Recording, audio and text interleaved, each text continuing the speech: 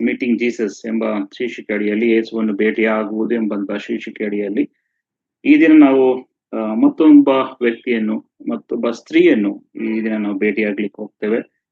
ಆ ಸ್ತ್ರೀಯ ಹೆಸರು ಈಗಾಗಲೇ ನಿಮ್ಮ ಸ್ಕ್ರೀನ್ ಮೇಲೆ ನೀವು ನೋಡ್ತಿರ್ಬೋದು, ಮಗ್ದಲದ ಮರಿಯಳು ಎಂಬಂತ ಸ್ತ್ರೀಯನ್ನು ನಾವು ಭೇಟಿ ಮಾಡ್ಲಿಕ್ಕೆ ಹೋಗ್ತೇವೆ. ಈ ದಿನ ಆಕೆಯನ್ನು ಭೇಟಿ ಮಾಡುವುದರ ಮೂಲಕವಾಗಿ ಆಕೆಯ ಜೀವಿತದಿಂದ ನಾವು ಏನು ಆತ್ಮಿಕ ವಿಷಯಗಳನ್ನು ತಿಳಿದುಕೊಳ್ಳಲಿಕ್ಕೆ ಸಾಧ್ಯತೆ ಉಂಟೆಂಬಂತ ಆಲೋಚನೆಯೊಡನೆ ನಾವು ಈ ದಿನ ನಾವು ನಮ್ಮ ಅಧ್ಯಯನವನ್ನು ಪ್ರಾರಂಭ ಮಾಡೋಣ. ಕೂಡಿ ಬಂದಂತೆ ನಿಮ್ಮೆಲ್ಲರಿಗೂ ಮತ್ತೊಂದು ಆವರ್ತಿ ಕರ್ತನ ಹೆಸರಿನಲ್ಲಿ ವಂದಿಸ್ತೇನೆ. ನಿಮ್ಮ ಪ್ರೋತ್ಸಾಹ, ನಿಮ್ಮ ಪ್ರಾರ್ಥನೆಯಲ್ಲಿ ನಮ್ಮನ್ನು ಎತ್ತಿಡಿಯುತ್ತಾ ಇರುವುದಕ್ಕಾಗಿ, ವಿಶೇಷವಾಗಿ ಅಧ್ಯಯನದಲ್ಲಿ ನೀವೆಲ್ಲರೂ ಪಾಲು ತೆಗೆದುಕೊಂಡು ಅನೇಕ ಆತ್ಮೀಯ ವಿಷಯಗಳನ್ನು ಕಲಿಲಿಕ್ಕಾಗುವಂತೆ ನೀವು ತೋರಿಸಿದ ಆಸಕ್ತಿಗಾಗಿ ನಿಮಗೆ ನಾನು ಧನ್ಯವಾದ ಹೇಳಕ್ಕೆ ಇಷ್ಟಪಡ್ತೇನೆ. ಹಾಗೆ ಮುಂದಿನ ದಿನಗಳಲ್ಲೂ ಅನೇಕ ಸಂಗತಿಗಳನ್ನು ಕಲಿಲಿಕ್ಕಾಗುವಂತ ದೇವರು ಅನೇಕ ಸೇವಕರನ್ನು ಉಪಯೋಗಿಸ್ತಾ ಬರಲಿ ಎಂಬುದಾಗಿಯೂ ಸಹ ನಮ್ಮ ಪ್ರಾರ್ಥನೆ ಆಗಿದೆ. ಆ ನಿಟ್ಟಿನಲ್ಲಿ ಈ ದಿನ ನಾವು ಮರಿಯಳ ಜೀವಿತದಿಂದ, ಮಗ್ದಲದ ಮರಿಯಳ ಜೀವಿತದಿಂದ ಕೆಲವು ವಿಷಯಗಳನ್ನು ತಿಳಿದುಕೊಳ್ತಾ ಬರೋಣ. ಅದಕ್ಕಾಗಿ ಪ್ರಿಯ ಸಹೋದರ ಸಹೋದರಿಯಲ್ಲಿ ಯಾರಾದ್ರೂ ಲೂಕನ ಬರೆದ ಸುವಾರ್ತೆ 7ನೇ ಅಧ್ಯಾಯ 36ರಿಂದ 39ನೇ ವಚನ ಮತ್ತು 50ನೇ ವಚನ, ಹಾಗೆ 8ನೇ ಅಧ್ಯಾಯದಲ್ಲಿ ಮೊದಲನೇ 3 ವಚನ ಓದಬೇಕಾಗಿ ನಿಮ್ಮನ್ನು ಕೇಳ್ಕೊಳ್ತೇನೆ. ಫರಿಸಾಯರಲ್ಲಿ ಒಬ್ಬನು ಆತನನ್ನು ತನ್ನ ಜೊತೆಯಲ್ಲಿ ಊಟ ಮಾಡಬೇಕೆಂದು ಬೇಡಿಕೊಂಡಾಗ ಆತನು ಆ ಫರಿಸಾಯನ ಮನೆಗೆ ಹೋಗಿ ಊಟಕ್ಕೆ ಒರಗಿಕೊಂಡನು. ಆಗ ಆ ಊರಲ್ಲಿದ್ದ ದುರಾಚಾರಿಯಾದ ಒಬ್ಬ ಹೆಂಗಸು ಫರಿಸಾಯನ ಮನೆಯಲ್ಲಿ ಆತನು ಊಟಕ್ಕೆ ಒರಗಿದ್ದಾನೆಂದು ಗೊತ್ತು ಹಿಡ್ಕೊಂಡು ಸುಗಂಧ ತೈಲದ ಭರಣಿಯನ್ನು ತೆಗೆದುಕೊಂಡು ಬಂದು ಹಿಂದೆ ಆತನ ಪಾದಗಳ ಬಳಿಯಲ್ಲಿ ನಿಂತುಕೊಂಡು ಅಳುತ್ತಾ ತನ್ನ ಕಣ್ಣೀರಿನಿಂದ ಆತನ ಪಾದಗಳನ್ನು ತ್ಯಾವ ಮಾಡಿ ತನ್ನ ತಲೆ ಕೂದಲಿನಿಂದ ಒರೆಸಿ ಅವುಗಳಿಗೆ ಮುದ್ದಿಟ್ಟು ಆ ತೈಲವನ್ನು ಹಚ್ಚಿದಳು. ಆದರೆ ಆತನನ್ನು ಊಟಕ್ಕೆ ಕರೆದ ಫರಿಸಾಯನು ಇದನ್ನು ಕಂಡು, ಇವಳು ದುರಾಚಾರಿ, ಇವನು ಪ್ರವಾದಿಯಾಗಿದ್ದರೆ ತನ್ನನ್ನು ಮುಟ್ಟಿದ ಈ ಹೆಂಗಸು ಇಂಥವಳೆಂದು ತಿಳುಕೊಳ್ಳುತ್ತಿದ್ದನು ಅಂದುಕೊಂಡನು. ಅದಕ್ಕೆ ಯೇಸು, ಸೀಮೋನನೇ, ನಾನು ನಿನಗೆ ಹೇಳಬೇಕಾದ ಒಂದು ಮಾತದೆ ಅಂದಾಗ ಅವನು, ಬೋಧಕನೇ, ಹೇಳು ಅಂದನು. ಆಗ ಯೇಸು, ಒಬ್ಬ ಸಾಹುಕಾರನಿಗೆ 2 ಸಾಲಗಾರರಿದ್ದರು. ಒಬ್ಬನು 500 ಹಣ ಕೊಡ. ಅಲ್ಲಿಗೆ ಸಾಕು. 50ನೇ ವಚನ ಓದಿ. ಆದರೆ ಆತನು ಆ ಹೆಂಗಸಿಗೆ, ನಿನ್ನ ನಂಬಿಕೆಯೇ ನಿನ್ನನ್ನು ರಕ್ಷಿಸಿ, ಅದೇ ಸಮಾಧಾನದಿಂದ ಹೋಗು ಎಂದು ಹೇಳಿದನು. 8ನೇ ಅಧ್ಯಾಯ ಮೊದಲ 3 ವಚನಗಳು. ತರುವಾಯ ಆತನು ದೇವರ ರಾಜ್ಯದ ಸುವಾರ್ತೆಯನ್ನು ಸಾರುತ್ತಾ ಊರುಗಳಲ್ಲಿಯೂ ಗ್ರಾಮಗಳಲ್ಲಿಯೂ ಸಂಚರಿಸಿದನು. ಆತನ ಸಂಗಡ 12 ಮಂದಿ ಶಿಷ್ಯರೂ ಇದ್ದರು. ದೆವ್ವಗಳ ಕಾಟದಿಂದಲೂ ರೋಗಗಳಿಂದಲೂ ಗುಣ ಹೊಂದಿದ ಕೆಲವು ಹೆಂಗಸರು ಸಹ ಇದ್ದರು. ಈ ಹೆಂಗಸರು ಯಾರೆಂದರೆ 7 ದೆವ್ವಗಳು ಬಿಟ್ಟು ಹೋಗಿದ್ದ ಮಗ್ದಲದವಳೆಂಬ ಮರಿಯಳು, ಹೆರೋದನ ಮನೆವಾರ್ತೆಯವನಾದ ಕೂಜನ ಹೆಂಡತಿ ಯೋಹಾನಳು, ಸುಸನ್ನಳು, ಇನ್ನು ಬೇರೆ ಅನೇಕರು. ಇವರು ತಮ್ಮ ಆಸ್ತಿಯಿಂದ ಆತನಿಗೆ ಕೊಟ್ಟು ಉಪಚಾರ ಮಾಡುತ್ತಿದ್ದರು. Thank you sister. ಸುದೀರ್ಘವಾಗಿ ಈ ವಾಕ್ಯಗಳು ನಾವು ಓದ್ಲಿಕ್ಕೆ ಆಗುವಂತೆ ದೇವರು ಸಹಾಯ ಮಾಡಿದರೆ 12 ವಚನಗಳಲ್ಲಿ ಆಕೆಯನ್ನು ನಾವು ನೋಡ್ತೇವೆ. ಮಗ್ದಲದ ಮರಿಯಳ ವಿಚಾರವಾಗಿ ನಾವು ತಿಳ್ಕೊಳ್ತಾ ಬರ್ತೇವೆ. ಈ ದಿನ ಆಕೆಯ ಜೀವಿತದಿಂದ ನಾವು ಅಧ್ಯಯನ ಮಾಡ್ಲಿಕ್ಕೆ ಆಗುವಂತೆ ದೇವರು ನಮಗೆ ಸಹಾಯ ಮಾಡ್ಲಿ. ಆಕೆಯ ಜೀವಿತದ ಹಲವಾರು ಸಂಗತಿಗಳನ್ನು ನಾವು ಇದನ್ನ ಕಲಿಲಿಕ್ಕೆ ಹೋಗ್ತೇವೆ. ಪ್ರಾಮುಖ್ಯವಾದಂತಹ 4 ಸಂಗತಿಗಳನ್ನು ಈ ದಿನದಲ್ಲಿ ನಾವು ಕಲಿಲಿಕ್ಕೆ ಹೋಗ್ತೇವೆ. ದಯಮಾಡಿ ಈ ದಿನ ನನ್ನ ಜೊತೆಯಲ್ಲಿರ್ರಿ. ವಿಶೇಷವಾಗಿ ಸಮಯ ದಾಟಿ ಹೋಗ್ತಿದೆ. ಪ್ರಾಬಬ್ಲಿ ನಾನು ಈ ದಿನ ಈ ಒಂದು ಮೆಸೇಜ್ ಅನ್ನ ಕನ್ಕ್ಲೂಡ್ ಮಾಡ್ಬೇಕಾಗಿದೆ. ಸೊ ಹಾಗಾಗಿ ಒಂದು 5-10 ನಿಮಿಷ ಆ ಕಡೆ ಈ ಕಡೆ ಆದ್ರೂ ದಯಮಾಡಿ ನನ್ನ ಜೊತೆಲಿ ಇರಬೇಕಾಗಿ ನಿಮ್ಮನ್ನು ಕೇಳ್ಕೊಳ್ತೇನೆ. 4 ವಿಷಯಗಳನ್ನು ಆಕೆ ವಿಚಾರವಾಗಿ ನಾವು ಕಲಿಲಿಕ್ಕೆ ಹೋಗ್ತೇವೆ. ನಾನು ಔಟ್ಲೈನ್ ಮಾಡಿರುವಂತ ವಿಚಾರಗಳು 4: ಮರಿಯಳ ಪರಿಸ್ಥಿತಿ, ಮತ್ತು ಮರಿಯಳ ರಕ್ಷಣೆ, ಮರಿಯಳ ಸೇವೆ, ಮರಿಯಳ ತ್ಯಾಗ. ಹಲವಾರು ದೃಷ್ಟಿಕೋನದಲ್ಲಿ ಆಕೆಯ ಜೀವಿತವನ್ನು ನಾವು ಅಧ್ಯಯನ ಮಾಡ್ಲಿಕ್ಕೆ ಹೋಗ್ತೇವೆ. Mary's situation, Mary's salvation, Mary's service ಮತ್ತು ಮೇರೀಸ್ ಸ್ಯಾಕ್ರಿಫೈಸ್. ಈ ವಿಚಾರಗಳನ್ನು ನಾವು ಆಕೆಯ ಜೀವಿತದಿಂದ ಕಲಿಲಿಕ್ಕೆ ಹೋಗೋಣ. ಅದಕ್ಕಿಂತ ಮುಂಚಿತವಾಗಿ ಆಕೆ ವಿಚಾರವಾಗಿ ನಾವು ಚಿಕ್ಕ ಒಂದು ಪರಿಚಯವನ್ನು ಮಾಡ್ಕೊಳ್ತಾ ಬರೋಣ. ಈಕೆ ಯಾರು ಎಂಬುದಾಗಿ ಹೇಳುವಾಗ ಈಗಾಗಲೇ ನಾವು ಓದ್ತಾ ಬಂದ ಹಾಗೆ ಆಕೆಯ ಹೆಸರು ಮಗ್ದಲದ ಮರಿಯಳು.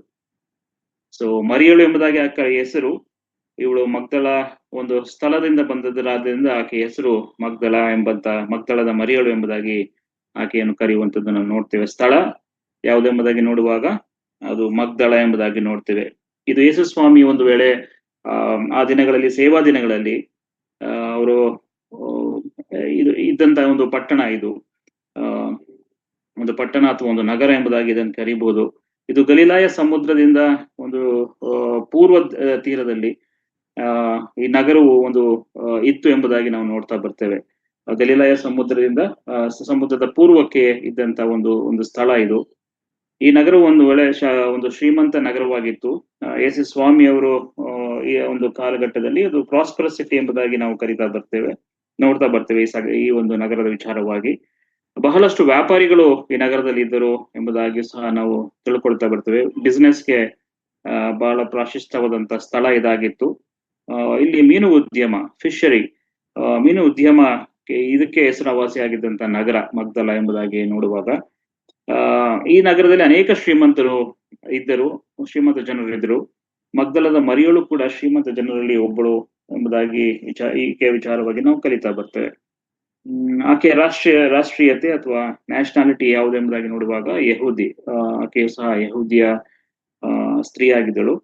ಆಕೆ ಯಹೂದ್ಯ ಮಹಿಳೆಯಾಗಿದ್ದಾಗ್ಯೂ ಸಹ ಯಹೂದ್ಯರಲ್ಲದ ಜನರ ಜೊತೆ ವಾಸವಾಗಿದ್ದ ಮಹಿಳೆ ಈಕೆ.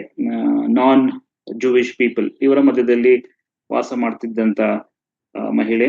ಆಕೆ ಅನ್ಯ ಜನರ ಸಂಸ್ಕೃತಿ ಅಥವಾ ಕಲ್ಚರ್, ನಡವಳಿಕೆ ಮತ್ತು ಅವರ ಒಂದು ಜೀವನ ಶೈಲಿಯನ್ನು ಅವಳ ಜೀವಿತದಲ್ಲಿ ಅಳವಡಿಸಿಕೊಂಡಿದ್ಲು ಎಂಬುದಾಗಿ ಆಕೆ ವಿಚಾರವಾಗಿ ನಾವು ಕಲಿತಾ ಬರಬಹುದು.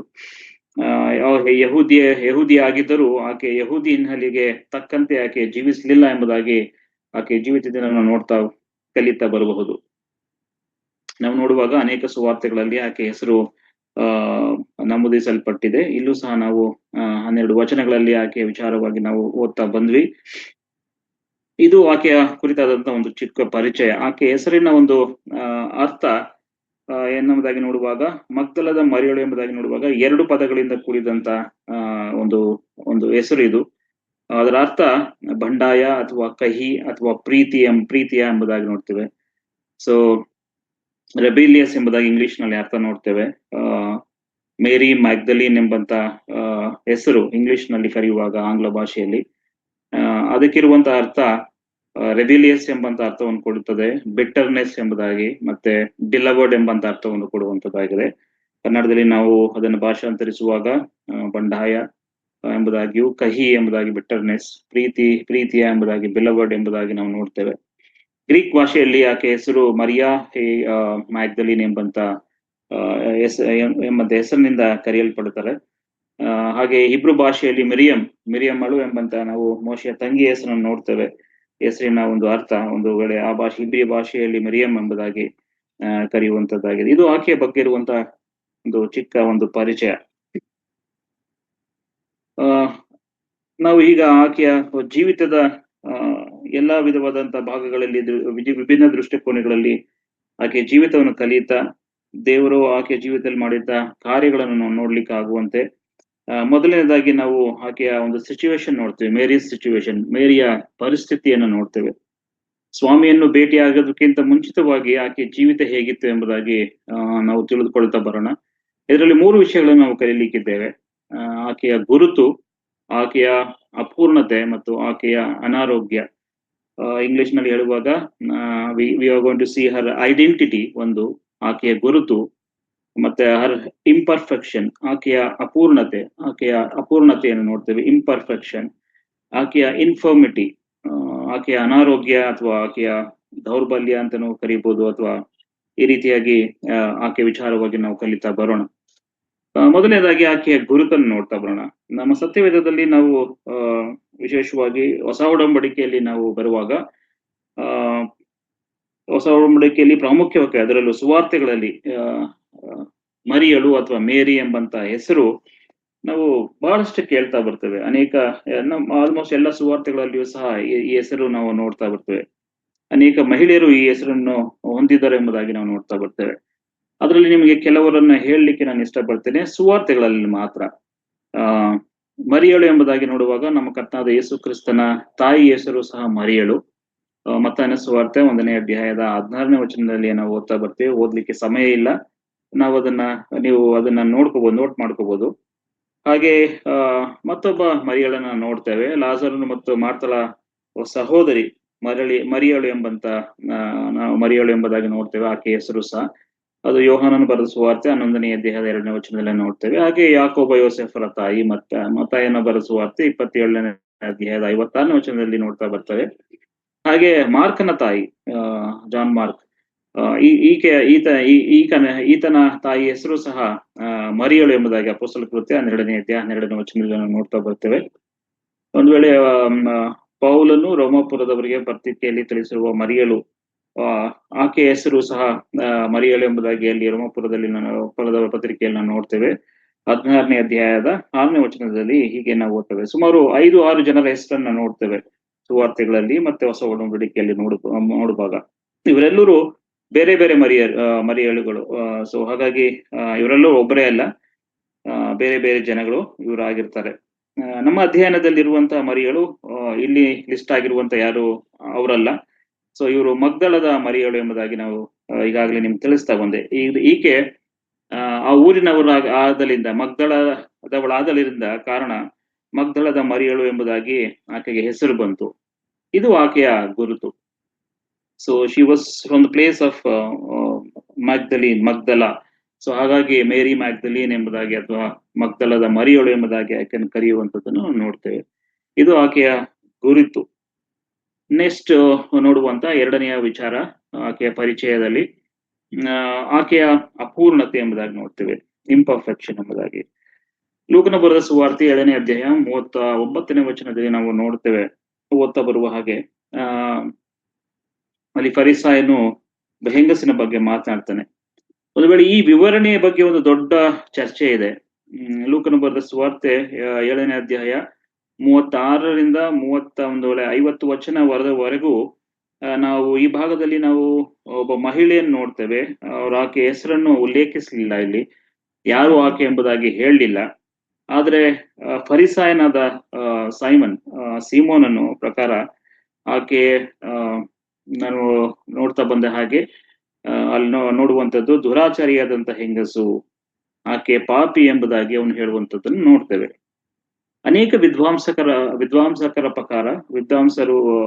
ಇವರು ಅವರ ಪ್ರಕಾರ ಈ ಅನಾಮಧೇಯ ಮಹಿಳೆಯ ಒಂದು ಹೆಸರು ಅಥವಾ ಆಕೆ ಯಾರಿರಬಹುದು ಎಂಬುದಾಗಿ ಹೇಳುವಾಗ ಅದು ಮಗ್ದಲದ ಮರಿಯಳು ಆಗಿರಬಹುದು ಎಂಬುದಾಗಿ ನಂಬ್ತಾರೆ. ಬಿಕಾಸ್ ಆಫ್ ದ ಟೆಕ್ಸ್ಟ್ ಅಲ್ಲಿ ಬರೆದಿರುವಂತದ್ದು, ಹಾಗೆ ಮುಂದೆ ಬರೆಯುವಂತ ಇವೆಲ್ಲವನ್ನು ನೋಡ್ತಾ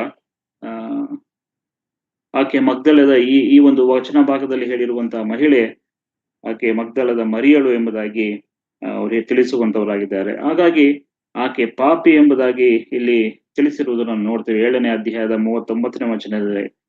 ಆದರೆ ಆತನು ಊಟಕ್ಕೆ ಕರೆದ ಫರಿಸಾಯರು ಇದನ್ನು ಕಂಡು ಇವಳು ದುರಾಚಾರಿಯಾದ ಹೆಂಗಸು ಎಂಬುದಾಗಿ ಹೇಳುವುದನ್ನು ನೋಡ್ತೇವೆ.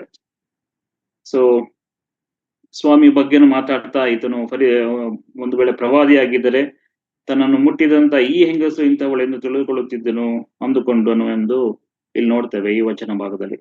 ಇಲ್ಲಿ ಫರಿಸಾಯನು ಆಕೆ ಪಾಪಿ ಎಂಬುದಾಗಿ ಹೇಳ್ತಾ ಇದ್ದಾನೆ. ಆಕೆ ಒಂದು ವೇಳೆ ಮೋಶೆ ಧರ್ಮಶಾಸ್ತ್ರವನ್ನು ಮೀರಿ ನಡೆದಂತ ಹೆಂಗಸು, ಬಹಳ ಕೆಳಮಟ್ಟದ ಜೀವಿತವನ್ನು ನಡೆಸ್ತಾ ಇದ್ದಳು. ಹಾಗಾಗಿ ಈ ಫರಿಸಾಯನು ಆಕೆ ವಿಚಾರವಾಗಿ ಈ ರೀತಿ ಹೇಳಲಿಕ್ಕೆ ಸಾಧ್ಯತೆ ಉಂಟಾಯಿತು. ಇದರಿಂದ ನಾವು ಏನು ಅರ್ಥ ಮಾಡ್ಕೊಳ್ಬೇಕೆಂಬುದಾಗಿ ನೋಡುವಾಗ, ಈಕೆ ಯಹೂದಿ ಆಗಿದ್ದಾಗ್ಯೂ ಸಹ ಈ ಒಳ್ಳೆಯ ಒಂದು ಕಾರ್ಯಗಳಿರಲಿಲ್ಲ ಆಕೆಯ ಜೀವಿತದಲ್ಲಿ. ನಾವೇನು ಅರ್ಥ ಮಾಡ್ಕೊಳ್ಬಹುದು ಎಂಬುದಾಗಿ ನೋಡುವಾಗ, ಒಂದು ವೇಳೆ ಒಂದು ಧರ್ಮಕ್ಕೆ ಅದು ಒಂದು ಕುಟುಂಬಕ್ಕೆ ಹುಟ್ಟಿದ್ದು ಬೆಳೆದಿದ್ದು ಅಲ್ಲಿ ಆಗಿ ಇದ್ದಂತ ಪಕ್ಷದಿಂದ ಮಾತ್ರ ನಾವು ರಕ್ಷಿಸಲ್ಪಡುವುದಿಲ್ಲ ಅಥವಾ ಒಳ್ಳೆಯ ಹೆಸರನ್ನು ನಾವು ಗಳಿಸುವುದಿಲ್ಲ, ನೀತಿವಂತ ಜೀವನಕ್ಕೆ ಕರೆದೊಯ್ಯಲ್ಪಡುವುದಿಲ್ಲ ಎಂಬುದಾಗಿ ಸಹ ನಾವು ಇದರಿಂದ ಅರ್ಥ ಮಾಡ್ಕೊಳ್ಬಹುದು. ಒಂದು ವೇಳೆ ಕ್ರಿಸ್ತನು ಮಾತ್ರ ನಮ್ಮನ್ನು ರಕ್ಷಿಸ್ಲಿಕ್ಕೆ ಸಾಧ್ಯತೆ ಉಂಟು, ಆತನು ಮಾತ್ರ ನಮ್ಮನ್ನು ರಕ್ಷಿಸ್ತಾನೆ, ನಮ್ಮ ಹೊಸ ಜೀವನವನ್ನು ಆತನು ಕೊಡ್ಲಿಕ್ಕೆ ಆತನಿಂದಲೇ ಮಾತ್ರ ಸಾಧ್ಯ ಎಂಬುದಾಗಿ ನಾವು ತಿಳ್ಕೊಳ್ತಾ ಬರ್ಬೋದು. Only Christ can save us and give us a new course of life. ಹಾಗಾಗಿ ಈ ಹಂತದಲ್ಲಿ ಆಕೆ ಪಾಪದಲ್ಲಿ ಬದುಕುತ್ತಿದ್ದಳು ಎಂಬುದಾಗಿ ನಾವು ತಿಳ್ಕೊಳ್ತಾ ಬರ್ಬೋದು.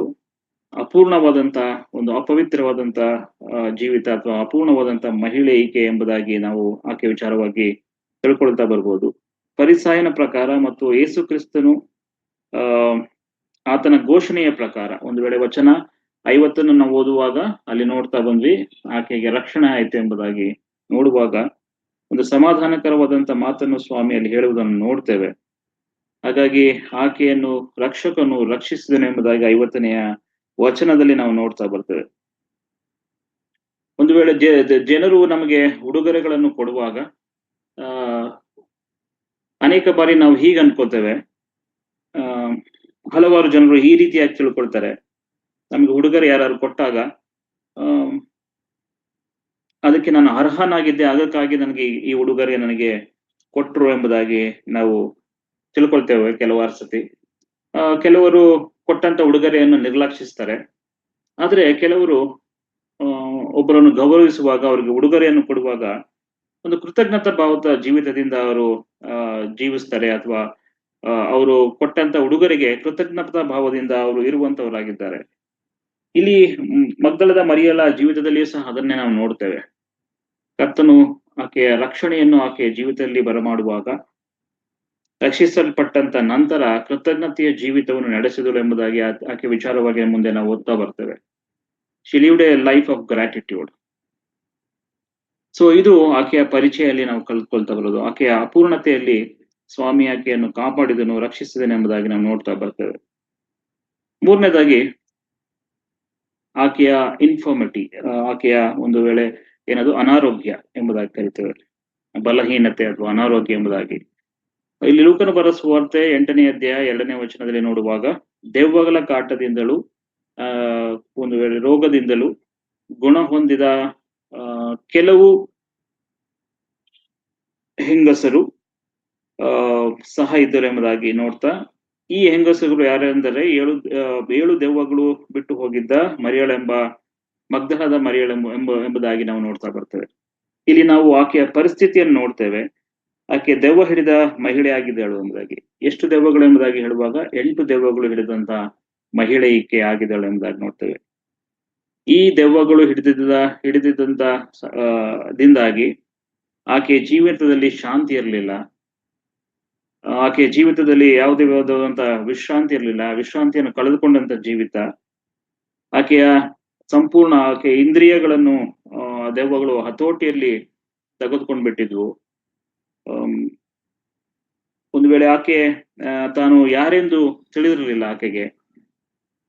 ಈ ದೆವ್ವಗಳು ಆಕೆಯ ದೇಹವನ್ನು ನೆಲೆಸಿ ಅವಳೆಲ್ಲ ತನ್ನ ಉದ್ದೇಶವನ್ನು ಅವಳ ಮೂಲಕವಾಗಿ ಮಾಡುತ್ತಾ ಇದ್ವು ಆ ದೆವ್ವಗಳು. ಆಕೆಯ ಜೀವಿತ ತುಂಬಾ ದುಃಖಕರವಾದಂತ ಜೀವಿತ, ರೆಸ್ಟ್ಲೆಸ್ ಇತ್ತು, ಶಾಂತಿ ಇರಲಿಲ್ಲ. ಈ ದೆವ್ವಗಳು ಪ್ರಭಾವದಿಂದ ಆಕೆಯ ಅನೇಕ ವಿಷಯಗಳನ್ನು ಆಕೆಯ ಜೀವಿತದಲ್ಲಿ ಕಳೆದುಕೊಂಡಳು ಎಂಬುದಾಗಿ ನಾವು ನೋಡ್ತಾ ಬರ್ತೇವೆ. ಬಹಳ ಶೋಚನೀಯ ಸ್ಥಿತಿಯಲ್ಲಿ ದಾಟಿ ಹೋದಂತ ಸಂಗತಿಯನ್ನು ಅವಳು ಜೀವಿತದಲ್ಲಿ ನೋಡ್ತೇವೆ. 2 ವಿಧವಾಗಿ ದೆವ್ವಗಳು ಒಬ್ಬ ಮನುಷ್ಯನನ್ನು ಅವು ಹಿಂಸಿಸುತ್ತವೆ. ಆ 2 ಚಟುವಟಿಕೆಗಳನ್ನು ಮನುಷ್ಯನಲ್ಲಿ ಅದು ಮಾಡ್ತವೆ ಎಂಬುದಾಗಿ ನಾವು ನೋಡ್ತೇವೆ. ಯಾವುದು ಎಂಬುದಾಗಿ ನೋಡುವಾಗ, ಒಂದು ಒಬ್ಬನನ್ನು ಅದು ಇನ್ಫ್ಲೂಯೆನ್ಸ್ ಮಾಡುತ್ತೆ, ಅಂದ್ರೆ ಪ್ರಭಾವ ಬೀರುತ್ತೆ ಅವರ ಮೇಲೆ. ಇನ್ನೊಂದು ಪೊಸೆಸ್ ಮಾಡುತ್ತೆ, ಅಂದ್ರೆ ಸ್ವಾಧೀನಕ್ಕೆ ತಗೊಳುತ್ತೆ. ಈ 2 ಚಟುವಟಿಕೆಗಳನ್ನು ಅಥವಾ ಕಾರ್ಯಗಳನ್ನು ದೆವ್ವ ಒಬ್ಬ ಮನುಷ್ಯನ ಮೇಲೆ ಅದು ಮಾಡುವಂತದ್ದಾಗಿದೆ. ಸ್ವಾಧೀನ ಎಂಬುದಾಗಿ ಹೇಳುವಾಗ ವ್ಯಕ್ತಿಯ ಅಸ್ತಿತ್ವದ ಮೇಲೆ ಹಿಡಿತ ಸಾಧಿಸುವಂಥದ್ದು. ಸ್ವಾಧೀನ ಎಂಬುದಾಗಿ ಹೇಳುವಾಗ ವ್ಯಕ್ತಿಯ ಅಸ್ತಿತ್ವದ ಮೇಲೆ ಹಿಡಿತ ಸಾಧಿಸುವಂಥದ್ದು. ಪ್ರಭಾವ ಎಂಬುದಾಗಿ ಹೇಳುವಾಗ, ಇನ್ಫ್ಲೂಯೆನ್ಸ್ ಎಂಬುದಾಗಿ ಹೇಳುವಾಗ,